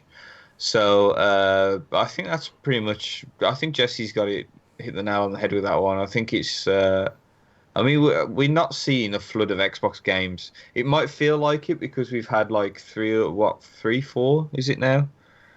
With Minecraft, Super Lucky's Tale, Cuphead, and Ori. It fails in comparison to the sheer number of exclusives that they have. Right, we're taking a tiny fraction of it, and in return, you're seeing Xbox achievements popping up on your screen all the time and stuff like that. So they're getting a lot of advertising back from it as well, right? And then going back to what we said like 5 minutes ago, if they do have Xbox Live and xCloud playable on Switch, then you'll be able to play all these on your Switch anyway, as long as you are in a streaming environment. And don't get me wrong, that would be the best thing that could happen, in my opinion. Because that fills that void of games that we've been missing, namely shooters, to open up the Switch to even more games. But I think that this is their way of saying, like, don't expect everything to come out we gave you some stuff. Just don't expect too much. Right. Yeah, don't expect Halo. Stop talking about it. Stop asking. Yeah. Right. Master Chief's not going to be Smash. That's why I thought this statement is more for games coming to PlayStation as opposed to going to the Switch. Right. Nothing new will ever come out on PlayStation from Microsoft. Yeah, it's one of those things at the moment, isn't it, where Xbox and Microsoft are buying game studios left, right, and center that have already promised things. So there's got to be some clarification that, if it's coming out, it's already coming out, and that's it. And they said this exact statement at E3 when they announced that Microsoft bought Double Fine. So this really isn't anything new. It's just maybe not everyone heard the message because it was spoken as part of a side interview, not part of the main floor. Yeah. Yep. Guys, let's talk about some events.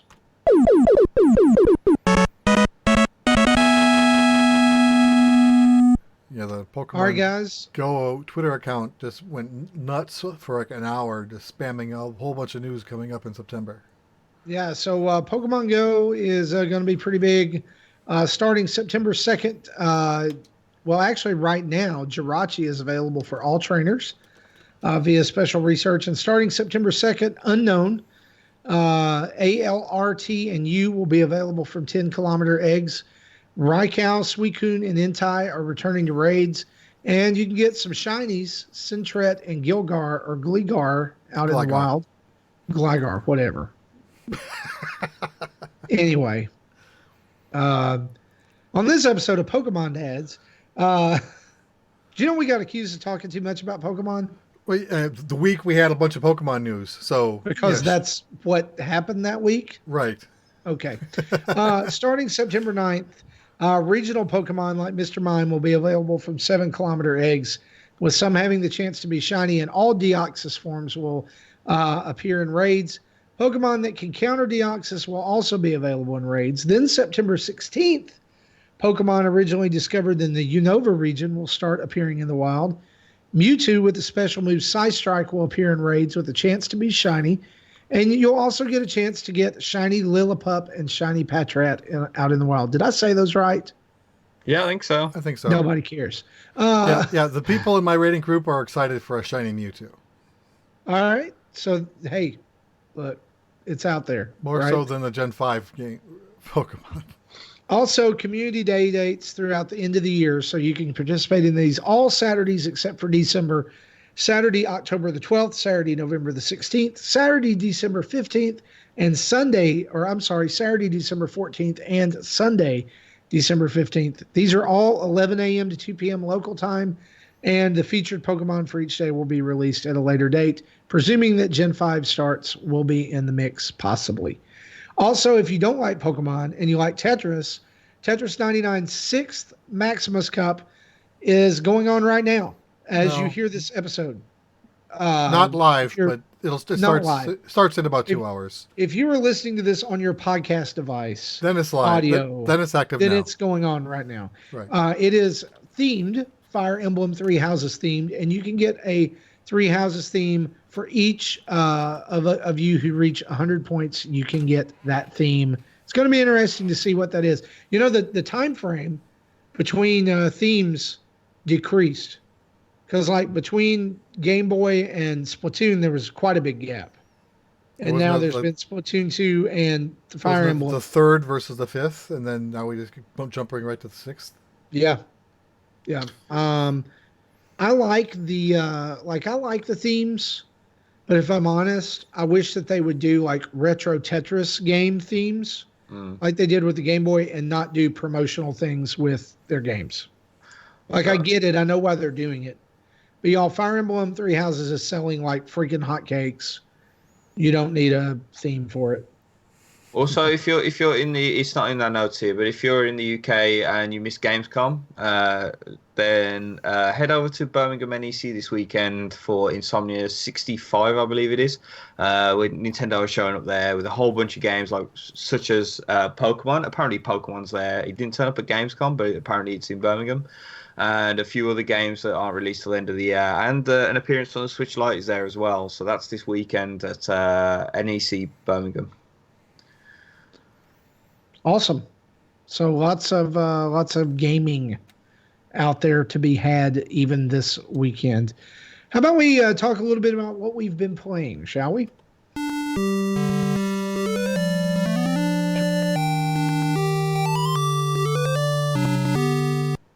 Awesome. So, Gary, what you been playing?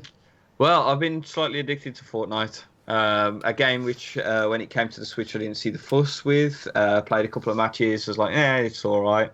The kids love it. I think it's because of dance moves. Yeah, I've gone entirely insane on it. I can't get off it. It's quite bad. Installed it on the PC, uninstalled it on the PC, and carried on playing it back on the Switch. Yeah, something about since they've added motion controls onto it, which I really like. I'm quite a fan of motion controls for fire naming, and you got the option to do that now to turn it off for everything except for fire naming. And it's changed the game for me, if I'm being honest. Now, this season that's on is probably the worst season that's been on it, in my opinion. But yeah, I just got addicted to it, and I don't really fully know why, but being able to play a game cross-platform with chat, integrated chat, is just the best. Other than that, I've been slowly playing Fire Emblem as I do. I don't ever rush these games, especially turn-based games. I try to take my time with them. I know we will get back to doing another special episode on Fire Emblem. Now, at the moment, as it stands, it's not the greatest Fire Emblem in my opinion. I am enjoying it, although there's a few things which I'm really not enjoying, which other people are. We'll talk about it in more detail in another dedicated podcast, like I say. But for me, I don't really like the overworld and walking around the school and the monastery and stuff like that.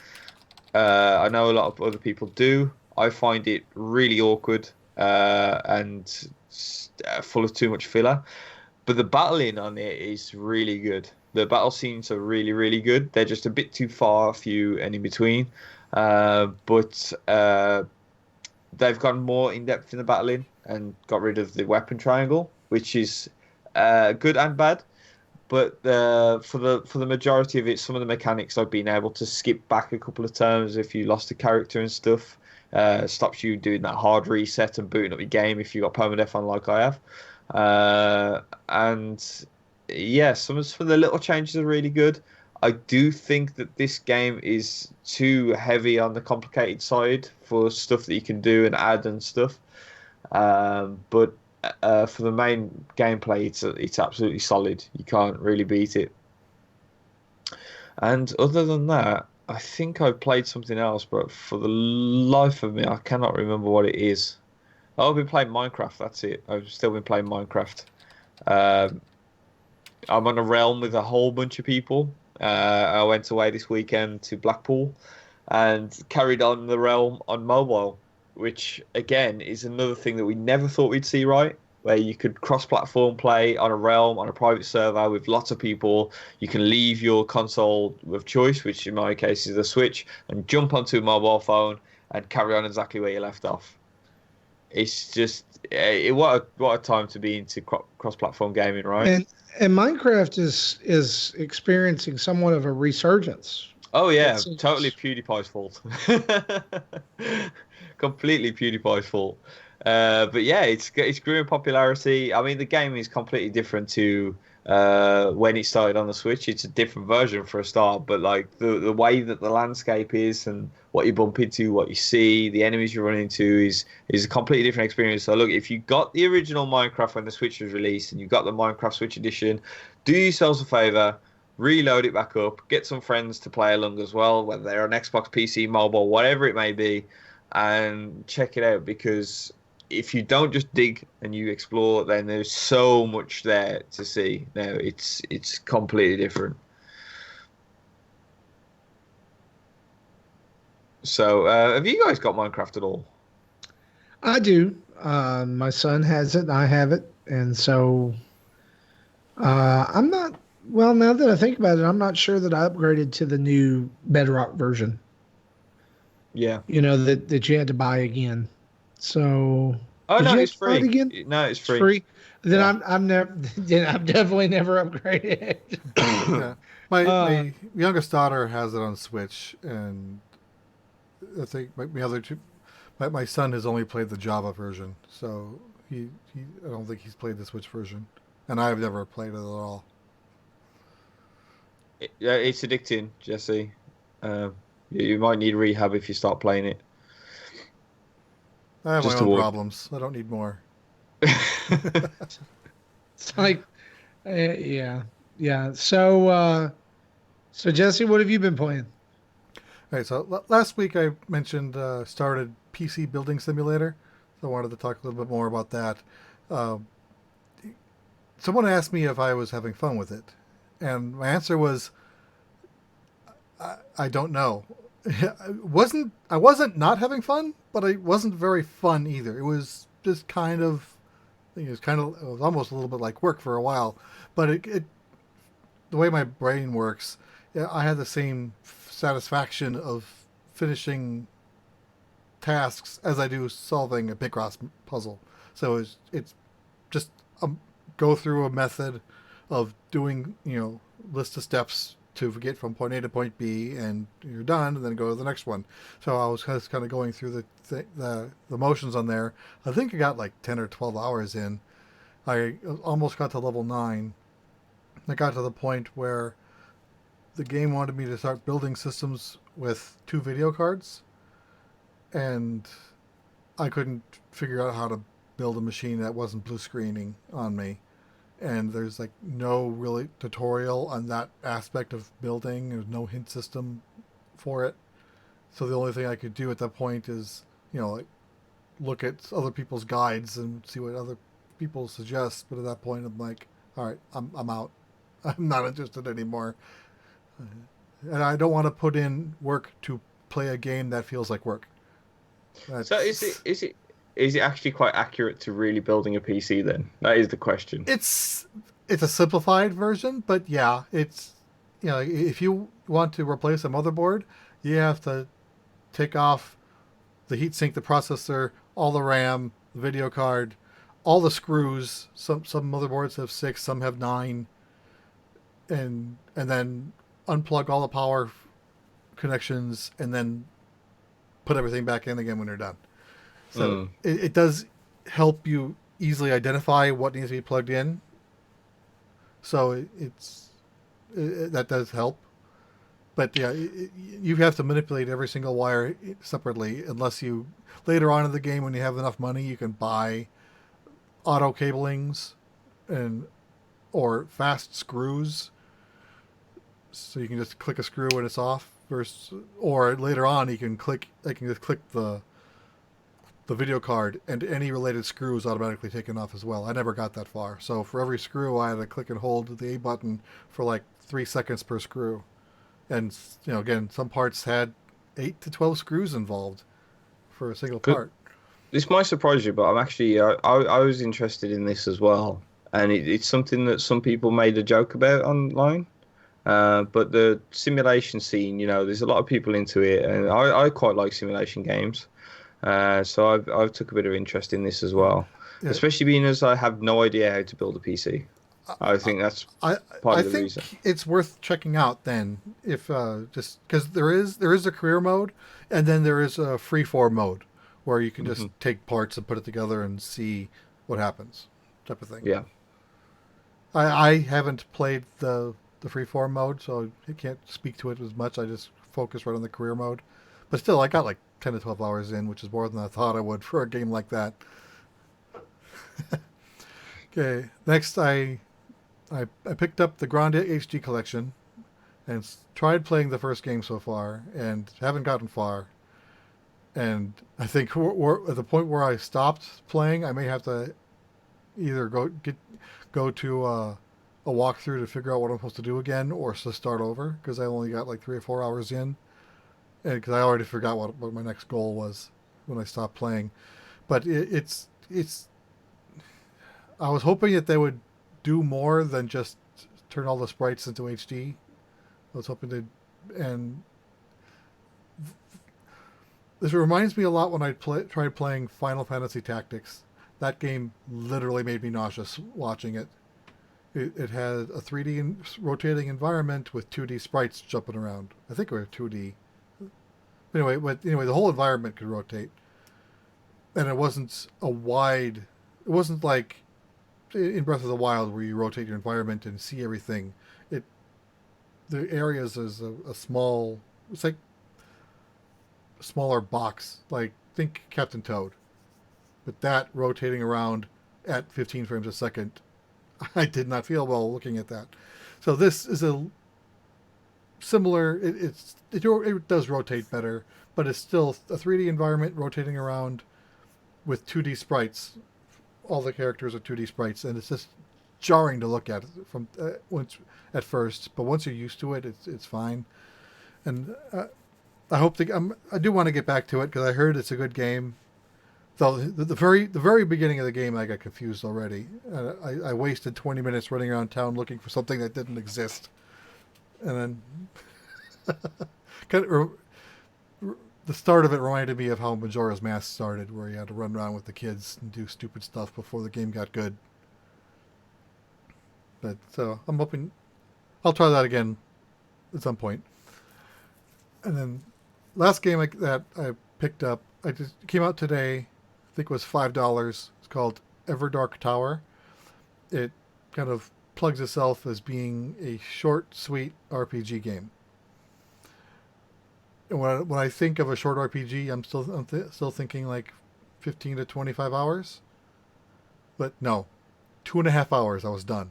I played it through front to back before show started today. And then it actually started the New Game Plus, where you keep your gold, your level, and your base stats, but you just lose your gear. And the problem, I probably would have had an easier time, but I didn't upgrade my gear as fast as I should. I didn't really start upgrading gear until chapter 4. There are only 5 chapters, because I had, but because trying to think of how to say this. So one of the first things I noticed in the battle system is it says you can spend a star to guarantee a critical hit. Well, I didn't have any stars yet, so I obviously didn't choose it. I won the battle, got XP and gold, and then I got another option: spend a star to get double the XP and gold. I'm like, is this game going to microtransaction me? So I actually looked at the eShop and looked around to see if those microtransactions. There are not. So I found out stars are items you do gain just by walking around, or as you reach certain cutscenes, you'll just gain stars. And there are some battles that I think you have to spend the stars to get the benefits from, but definitely you don't have to do it on every battle. I think I only had to use it 3 or 4 times after I dying to just get full health again and continue. But normally I would just do you have the choice of spending a star to do that, restarting from the start of the battle, or just going to the title screen, which brings you back to the last save state, which is generally 30 seconds or less from where that fight is. So it's relative. There are some challenges, like there was one monster that my attacks did very little damage, but he was weak to status effects. So if I burned him, that's where the damage got done.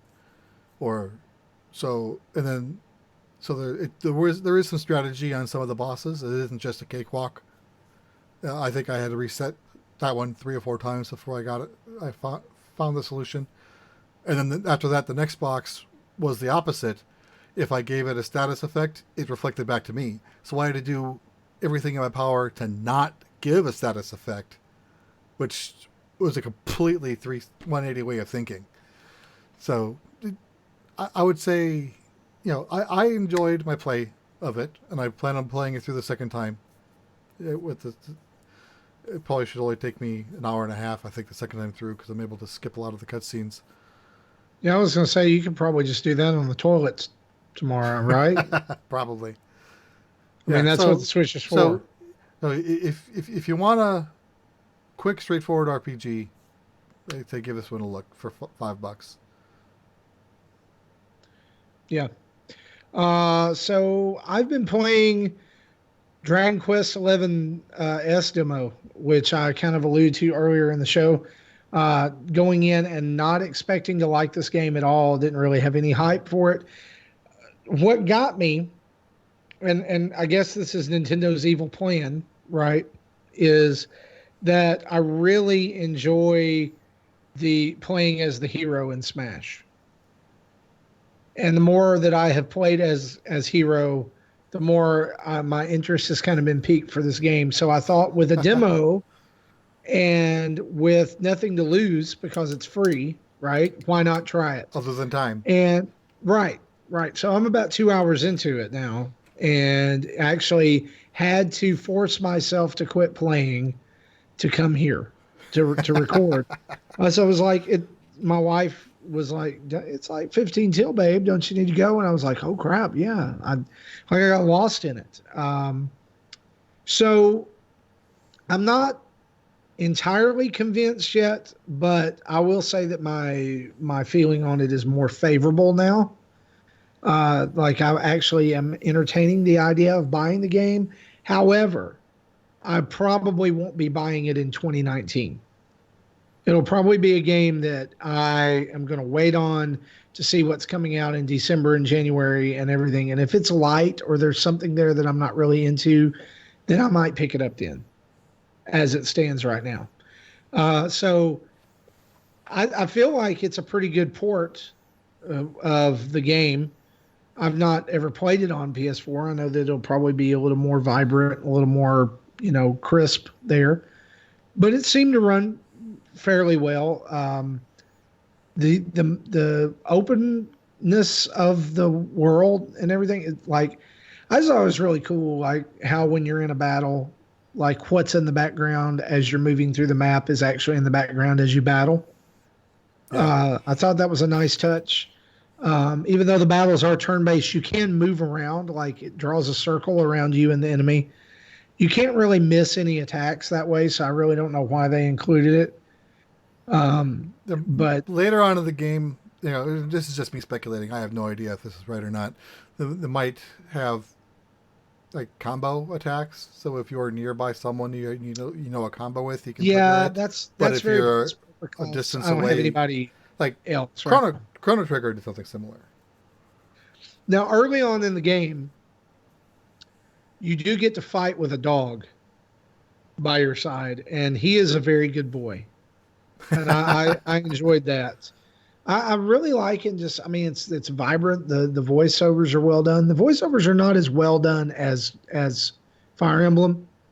Everybody has Australian accents for some reason.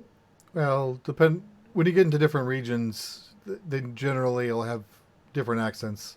Well, some of these are very bad Australian Most accents. of them are bad. They're very overdone. That's kind of the girl that you. That's a series trope. There's a girl that's kind of like your companion in the beginning, and she is nigh on unlistenable too. It's pretty bad. So I would recommend you could choose Japanese or English voice acting. I would recommend you go with the Japanese and just read the subtitles. It'll be fine. But so far it's been pretty easy to understand and get into. And it like I've gotten out of the major town. Like the first one you start in and got into the first like major story beat. And so I don't know, I'll finish the demo probably to keep me from playing Fire Emblem that I'm supposed to be playing. Right? And I can add that to my list. I've not played Fire Emblem this week. I've not even touched it. But I've played a crap ton of Mario Maker and Mega Man Legacy Collection, and also played, downloaded, and have been playing Rad. And I wanted to mention this because one of our patrons asked about this. Ebucel asked, I've been trying to decide if I should get Rad on Switch. It looks like a pretty decent roguelike. And what would you say? And so I would say this. if you like Double Fine games, like as far as like Psychonauts and the kind of their sense of humor and different things like that, I think you're going to like Rad. To me, it's a different take on roguelikes. The kind of its angle is that the more you explore and engage in combat, your mutation level goes up, and you get these random mutations that affect your body. Like I was telling the guys the other day, I could shoot mind bullets, I could rip my arm off and throw it like a boomerang, and I had like really muscly legs that made me move really fast. And then I ended up getting bat wings too, that allowed me to use one of the shoulder buttons to do a really high jump and glide. Nice. And so your main character, there's like, what I really like about it is that there's main characters that you can pick from. In the beginning, there's like 3 of those, and there's not really anything different as far as between them as far as just cosmetics, but others you will unlock as you play, and you do unlock new things as you play. So like, unlike some roguelikes where you just die and that's it, you do unlock some permanent things in this game, like permanent abilities you can, or permanent like things you can find in the worlds, permanent characters that you can keep. But it's all wrapped up in this really nice, and I love the way they say this, post-apocalyptic, 80s inspired neon package. The story of the game is that humanity went through the apocalypse and survived, and so they nuked themselves again. Of course, and so now you're like, because people don't learn the lessons. You're trying to make it through this place called the Fallow, which is where your levels are, and you're trying to make it to the Ancients at the end and figure out because like in the city that you live in, or in the area you live in, like the machines that help your crops and life support and things like that are all failing, and you're sent out into the Fallow to find answers. So you go out there and you have a bat and yourself. It's like a robot bat, but you can, you go out, you collect. The currency is floppy disks and cassette tapes. Wow. We're going in. Yeah, and it just has a lot of weird 80s like synth and stuff going on. It's rad. It's pretty rad. It's good. I think the price is a little steep. It's $20, and there's parts of it that just look like absolute garbage even on the Switch, like when it's docked. Particularly the characters in handheld mode, which is where I played it primarily, are really grainy. But the sound's great, the voiceovers are great, the action is fantastic. Doesn't ever stutter or stop or slow down, even with lots of enemies on the screen. So I think graphically some sacrifices have been made to make that happen. But overall, it's a pretty fun package. And so if you're looking for a new roguelike, I would recommend you try Red. Not a lot of reviews on it out right now. We may do a Let's Play this week on our channel if I've got some time to show you what it's like. But that's what I've been playing this week. One thing I forgot is I put more time into Dragon Quest Heroes on the PS4. I'm up to like 14 hours now, so I'm well past where I stopped when I played this back in 2015. And just like the Hyrule Warriors, where you get multiple characters from various games all in your party to help out. Same thing happens here with different.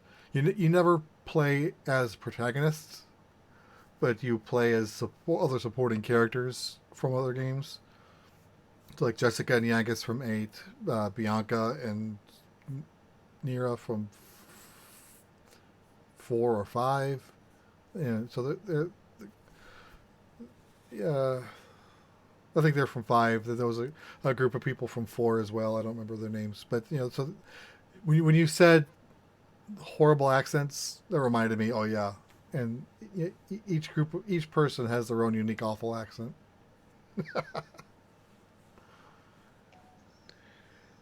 Yeah, that seems to be a series thing. So that's what we've been playing. Hey guys, let's get into our community spotlight real quick.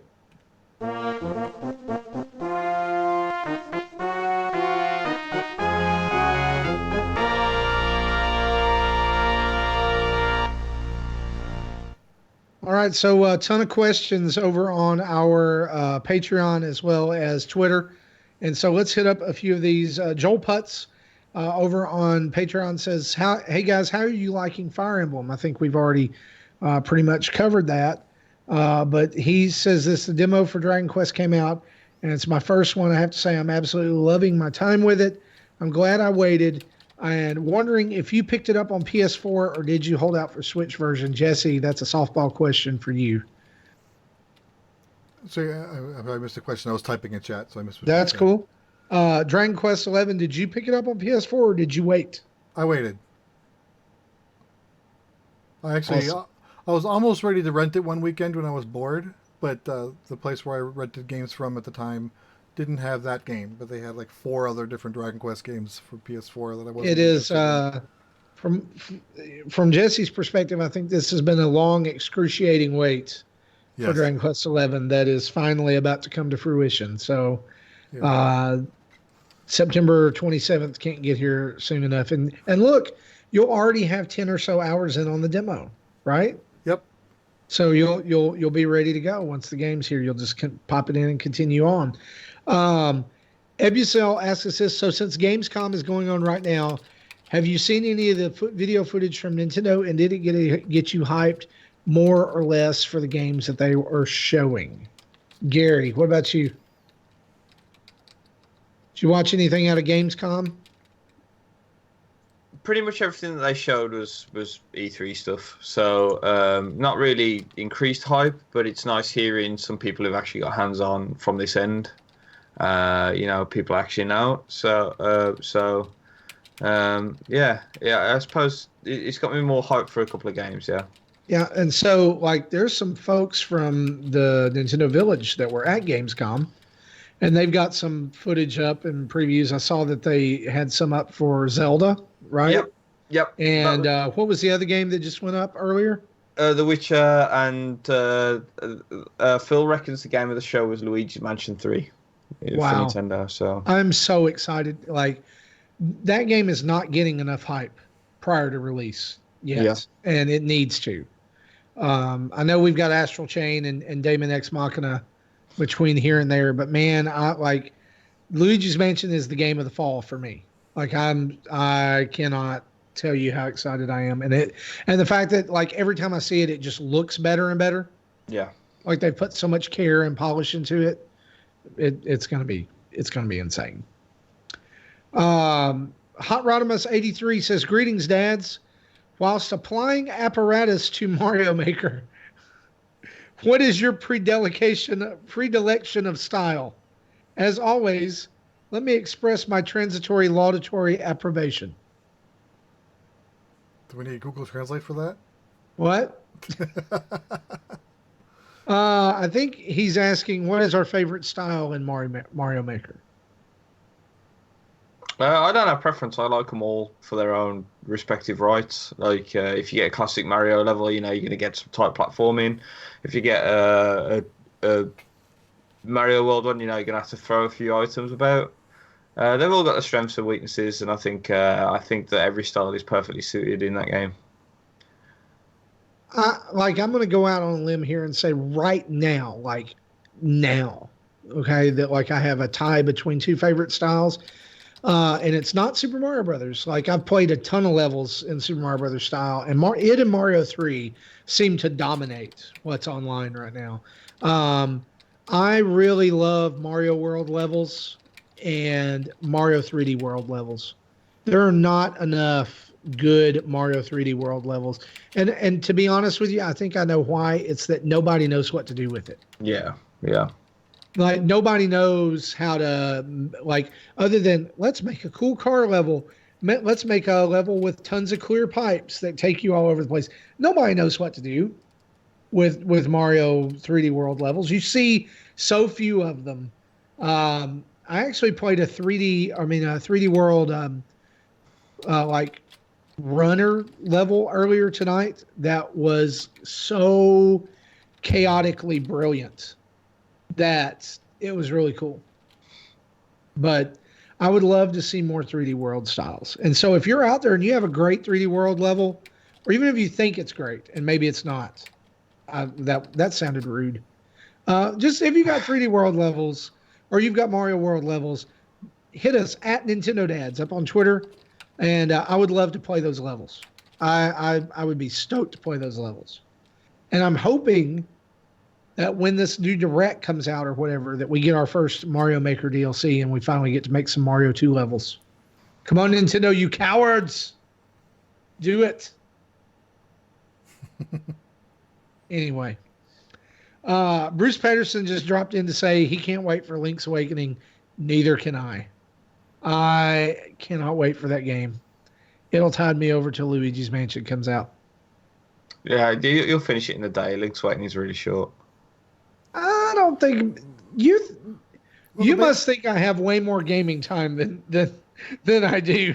I think the base game is short, but I think with the extra dungeons where you build your own dungeon out of pre-existing floor plan pieces, I think that'll add a little extra life to the game. Yeah. Yeah.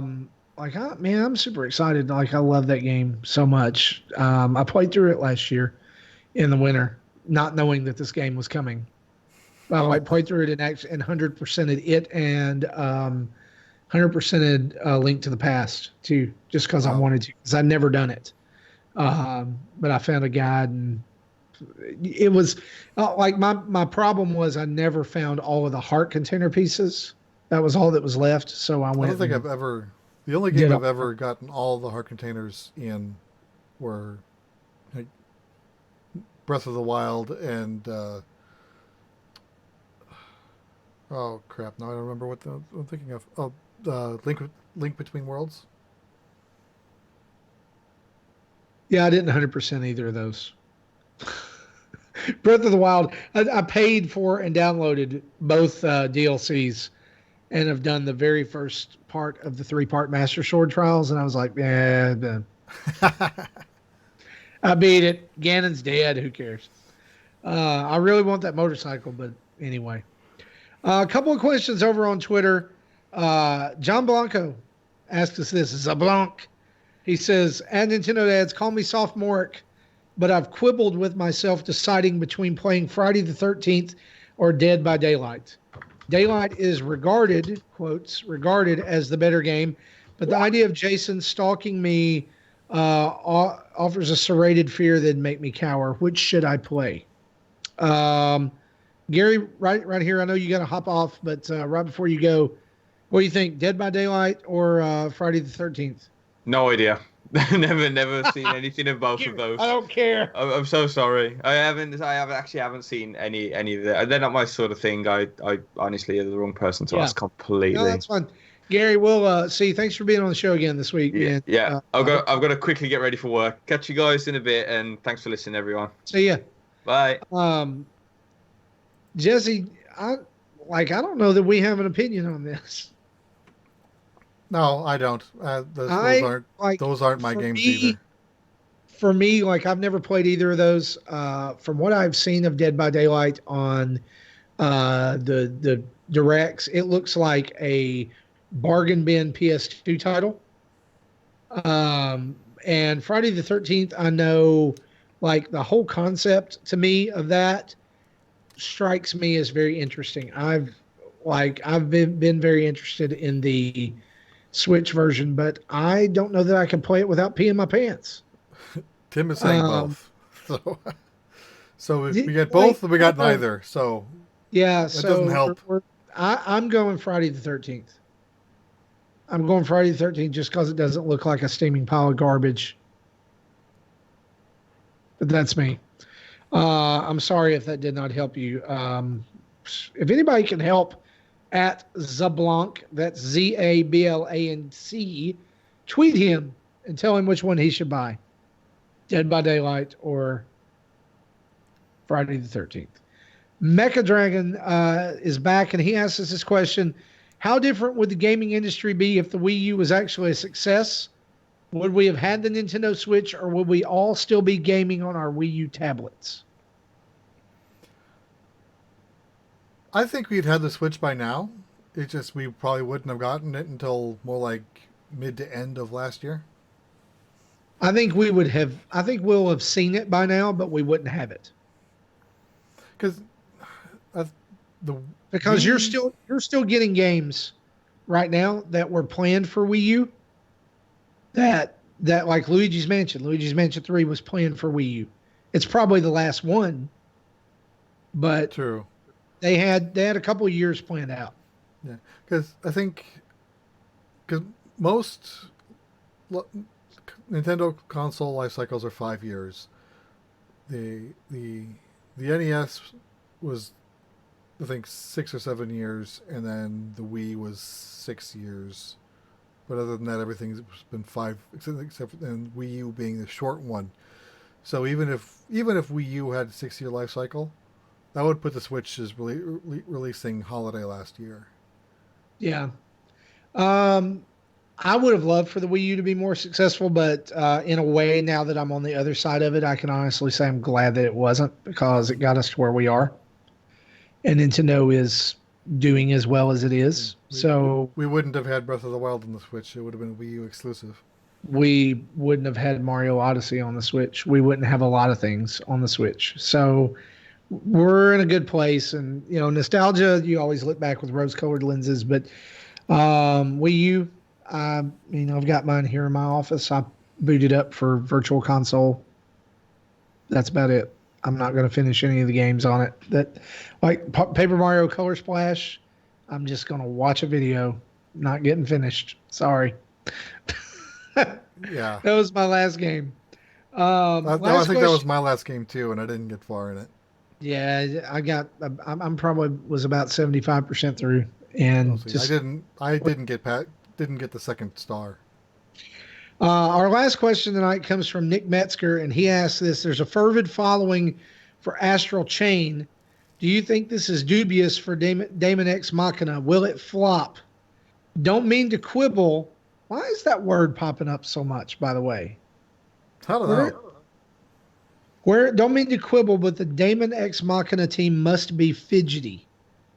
And for those of you who don't know, Astral Chain releases next Friday, the 30th, and I believe Daemon X Machina is September 13th.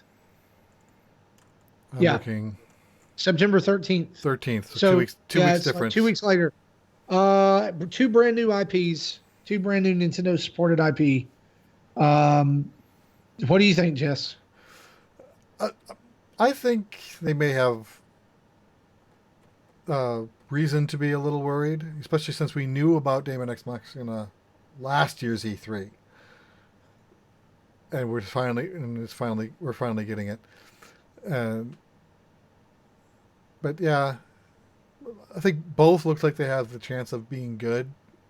But being 2 weeks apart, I think they also have the chance of stepping on each other's toes. Yeah, I think this is Splatoon 2 in ARMS all over again. That's what I was going to say. Yeah, this is exactly Splatoon 2 in ARMS all over again. If I were Nintendo, if we ran Nintendo, I would push Daemon X Machina back to October or later. At this point, it's got some bugs, it's got some glitches. Seriously, have that as your December game. Yeah, honestly, because I think right now it would want to be out of the way for Luigi. It would want to be out of the way for Pokemon. Here's the funny thing about it is, for a game that when it debuted, people were like, "Holy crap, that looks awesome!" Like from that first trailer, right? And then Astral Chain's first trailer, people were like, "What in the world is that? That looks weird," right? It's completely flip-flopped. Now for Astral Chain, it's like, man, I can't wait for this game to come out. It looks amazing. They've done a great job of having all these dev details up into time, dev diaries and things leading up to Astral Chain. Bit of a kind of viral organic marketing campaign. It looks phenomenal. Daemon X Machina just kind of looks stale at this point to me. And I mean, I'm sure the audience is out there for it, but part of the problem with Daemon X Machina too is that they put that test fire out there, or whatever it was, and it didn't test well. Right. So that I heard that they did improve over what the feedback, but I think a lot of people take what they learned and said, okay, scratch it. I mean, you know as well as I do, I love giant fighting robots as much as anybody else. You know, like I'm all into that, but like I played that test fire and it was boring. It was boring and it was overly complicated and it did not feel fun. And so like that totally killed. It's kind of like the opposite of Dragon Quest. Like Dragon Quest has now piqued my interest in the series. The test fire for Daemon X Machina killed my fire for it. And so, do I think that both of those should have had um, a demo? Yes, I do. I think Astral Chain and Daemon X Machina absolutely both should have a Or demo. maybe Daemon X Machina should have been out first. Yeah, to give it a chance to cook before Astral Chain, because yeah. Oh well, we'll see how this. We'll see what the numbers look like back in March. Look, I will be surprised if Daemon X Machina breaks 1 million. So will I. I think Astral Chain has a good chance to do so. Astral Chain has a good chance to break 1 million based on the fact it's being made by Platinum. Yeah, DXM, I think it will probably struggle to get 500,000. Yeah. I don't know. ARMS sold 1 million, but that was back when the Wii U didn't, or the Wii U. That was back when the Switch didn't have games. You know, like not like today. Like it didn't have like the flood of games. It just had. It was like, oh man, a new game's out. Let's buy ARMS. Right. And we didn't know what it was. When you didn't have 25 games coming out a week. Right. Yeah, we were so excited just to get a new game, and so ARMS sold 1 million, and I mean it literally has shuffled off into a corner somewhere to die. Tim has gave us information from Switch, the app Switch List. There are where people can state that this game is on my wish list, or I've already pre-ordered this game. So, see, Astral Chain is ahead of Daemon X Machina in wish lists with 780 versus 623. So not that much more. That's still close. Yeah, but in pre-orders, Astral Chain is triple the score. It's 79 pre-orders versus 26. Yeah, I think that that's where you see the discrepancy, that interest doesn't always equal sales, right?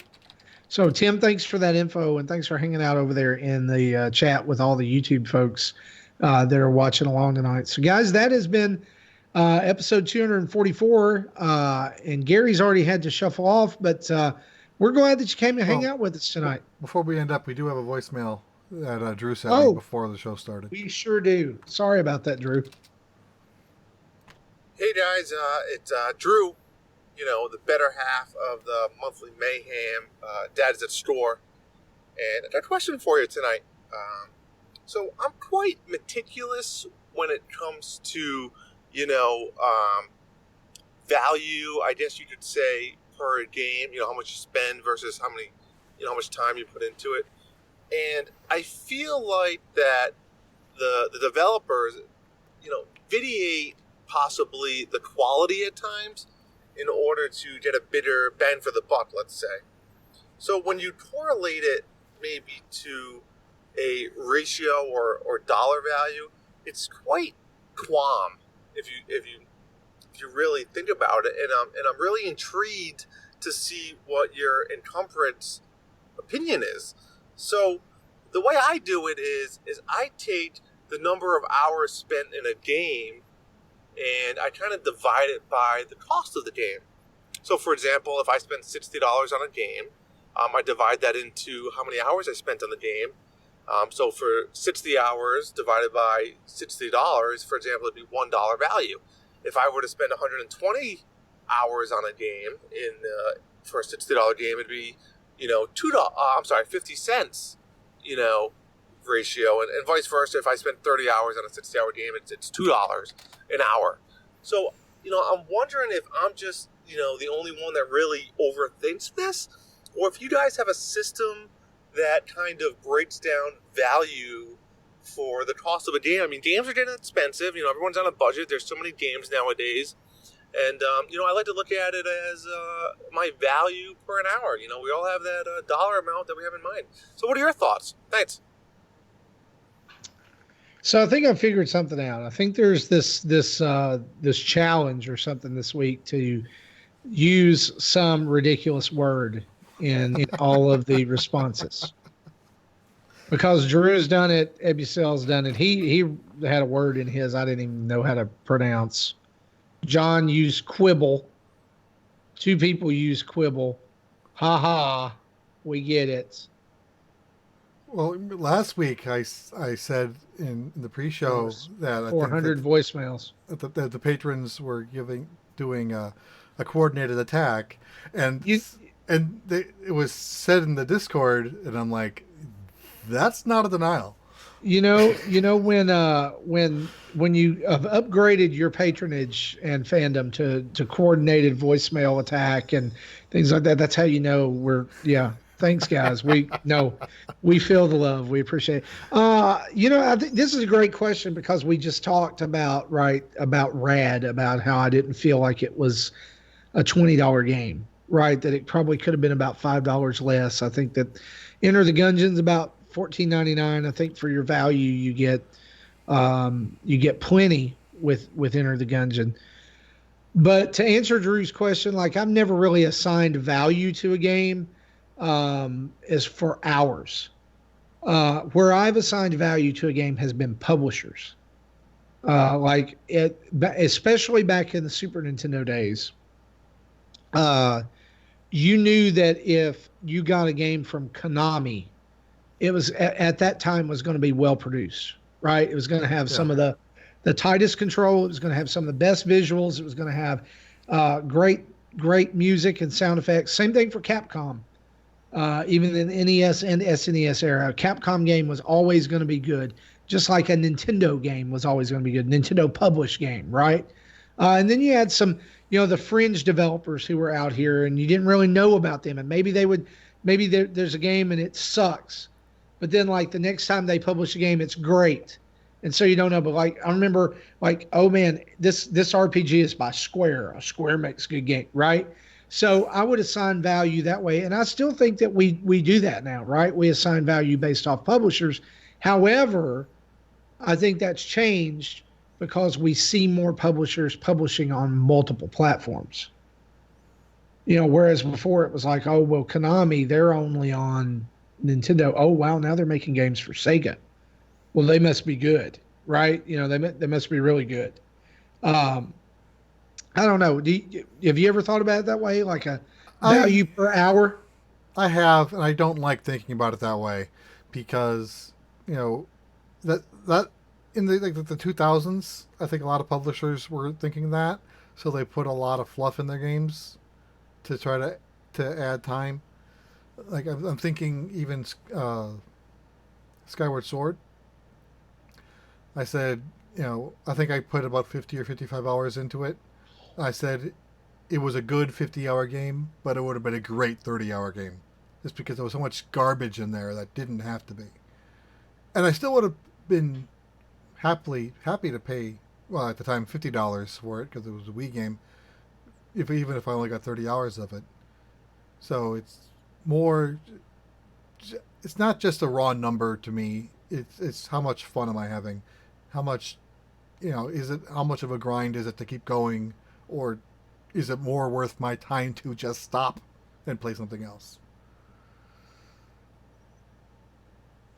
Yeah, I think for some games it kind of sells it short, right? Because, like the game you described earlier, Everdark. Yeah. You beat it in 2.5 hours. Yeah, well, I had fun with it. Did you go back? You had fun with it. But what I'm saying is if you go back and do the hours to money ratio, then you look at that. Was it really worth that, what you paid for it for 2 hours? It's. I think it's just like some people like to look at everything. If you look at it that way, I got about $2 an hour on it, without not including a second playthrough, which I think I could probably get through in an hour and a half. Yeah. So and so like there, I think like where is it good? Where is it bad? I don't know. Right. Well, that's what I was about to say. Where are the tiers? Because like if a tier is $1, $2, $5, you know, oh man, I got $10 of value out of this game, which I don't think is really ever possible unless you're Eric Plunkin's Splatoon, which is true because he paid $65 for that game, and I think his last count's over 700 hours on the game. Like my son, like Call of Duty Black Ops 2 on the Wii U. I think he's got like 700 hours in it. Yeah, so I mean, you squeeze every bit of value out of the game. I think it's more about experience, right? Like you were kind of saying, like I got my, like Skyward Sword, I got my 30 hours out of that game. I was done. I can't play it anymore. Like I can't do it.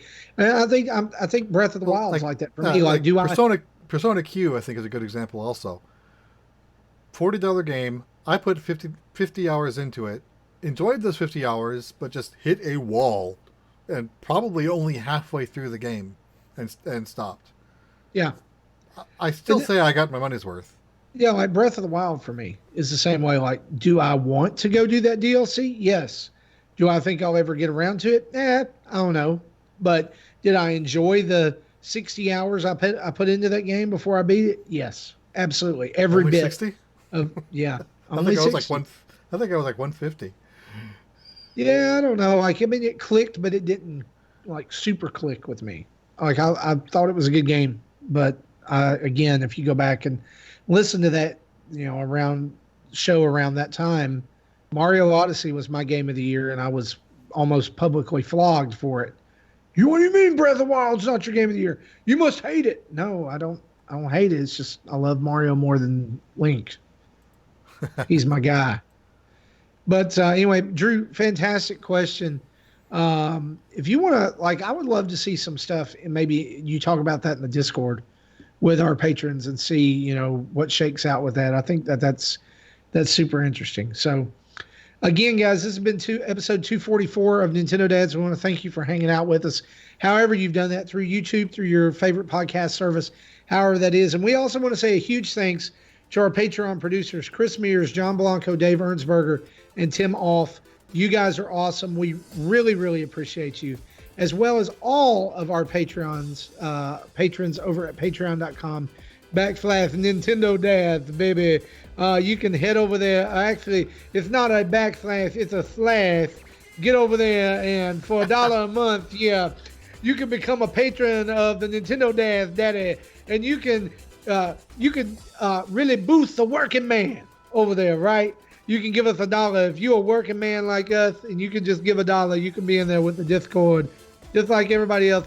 Also, you can check us out at our website, nintendodads.org. All of our latest YouTube videos, tweets, podcasts, links to our social media, Patreon pages, and Nintendo Dads shop. You can go over there and get some stickers. I went and bought some stickers today for my car and my computer and whatever. Yeah. You can buy phone cases and all kinds of stuff over there. I need to buy a new shirt because I had to get rid of all my 3XLs and probably have to start ordering some 1XLs. Very good. Proud of you, man. That's good progress. Thank you. Awesome. Maybe I need to do that too. I don't know. Yeah, I don't know. You can find us in most places. I mean, we're on Patreon, we're on Twitter, Facebook, Instagram, Twitch, and YouTube. Just type in Nintendo Dads and you will find the goodness there that you help provide over through your Patreon and your patronage. And guys, you can even email us, nintendodads@gmail.com or podcast@nintendodads.org. Both of them will get to us. And to be like Drew, call in and leave a voicemail at 929-25-NDADS. That's 929-256-3237. We want to say a big thanks to OC Remix for all the music used throughout the show, and Adam Leonard and Carter Johnson for always doing our sweet artwork for all of our shows. For me, for Jesse, for the absent Gary, for Justin, who's possibly returning next week, for you, for Zach, for everyone else that ever listened to the show, I'm just rambling here. Bye-bye.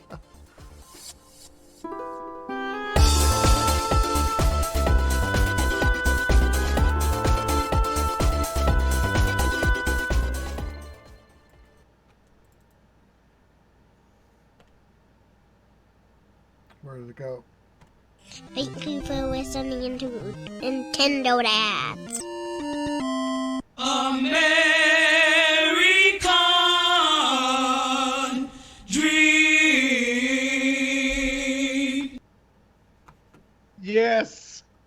I love it.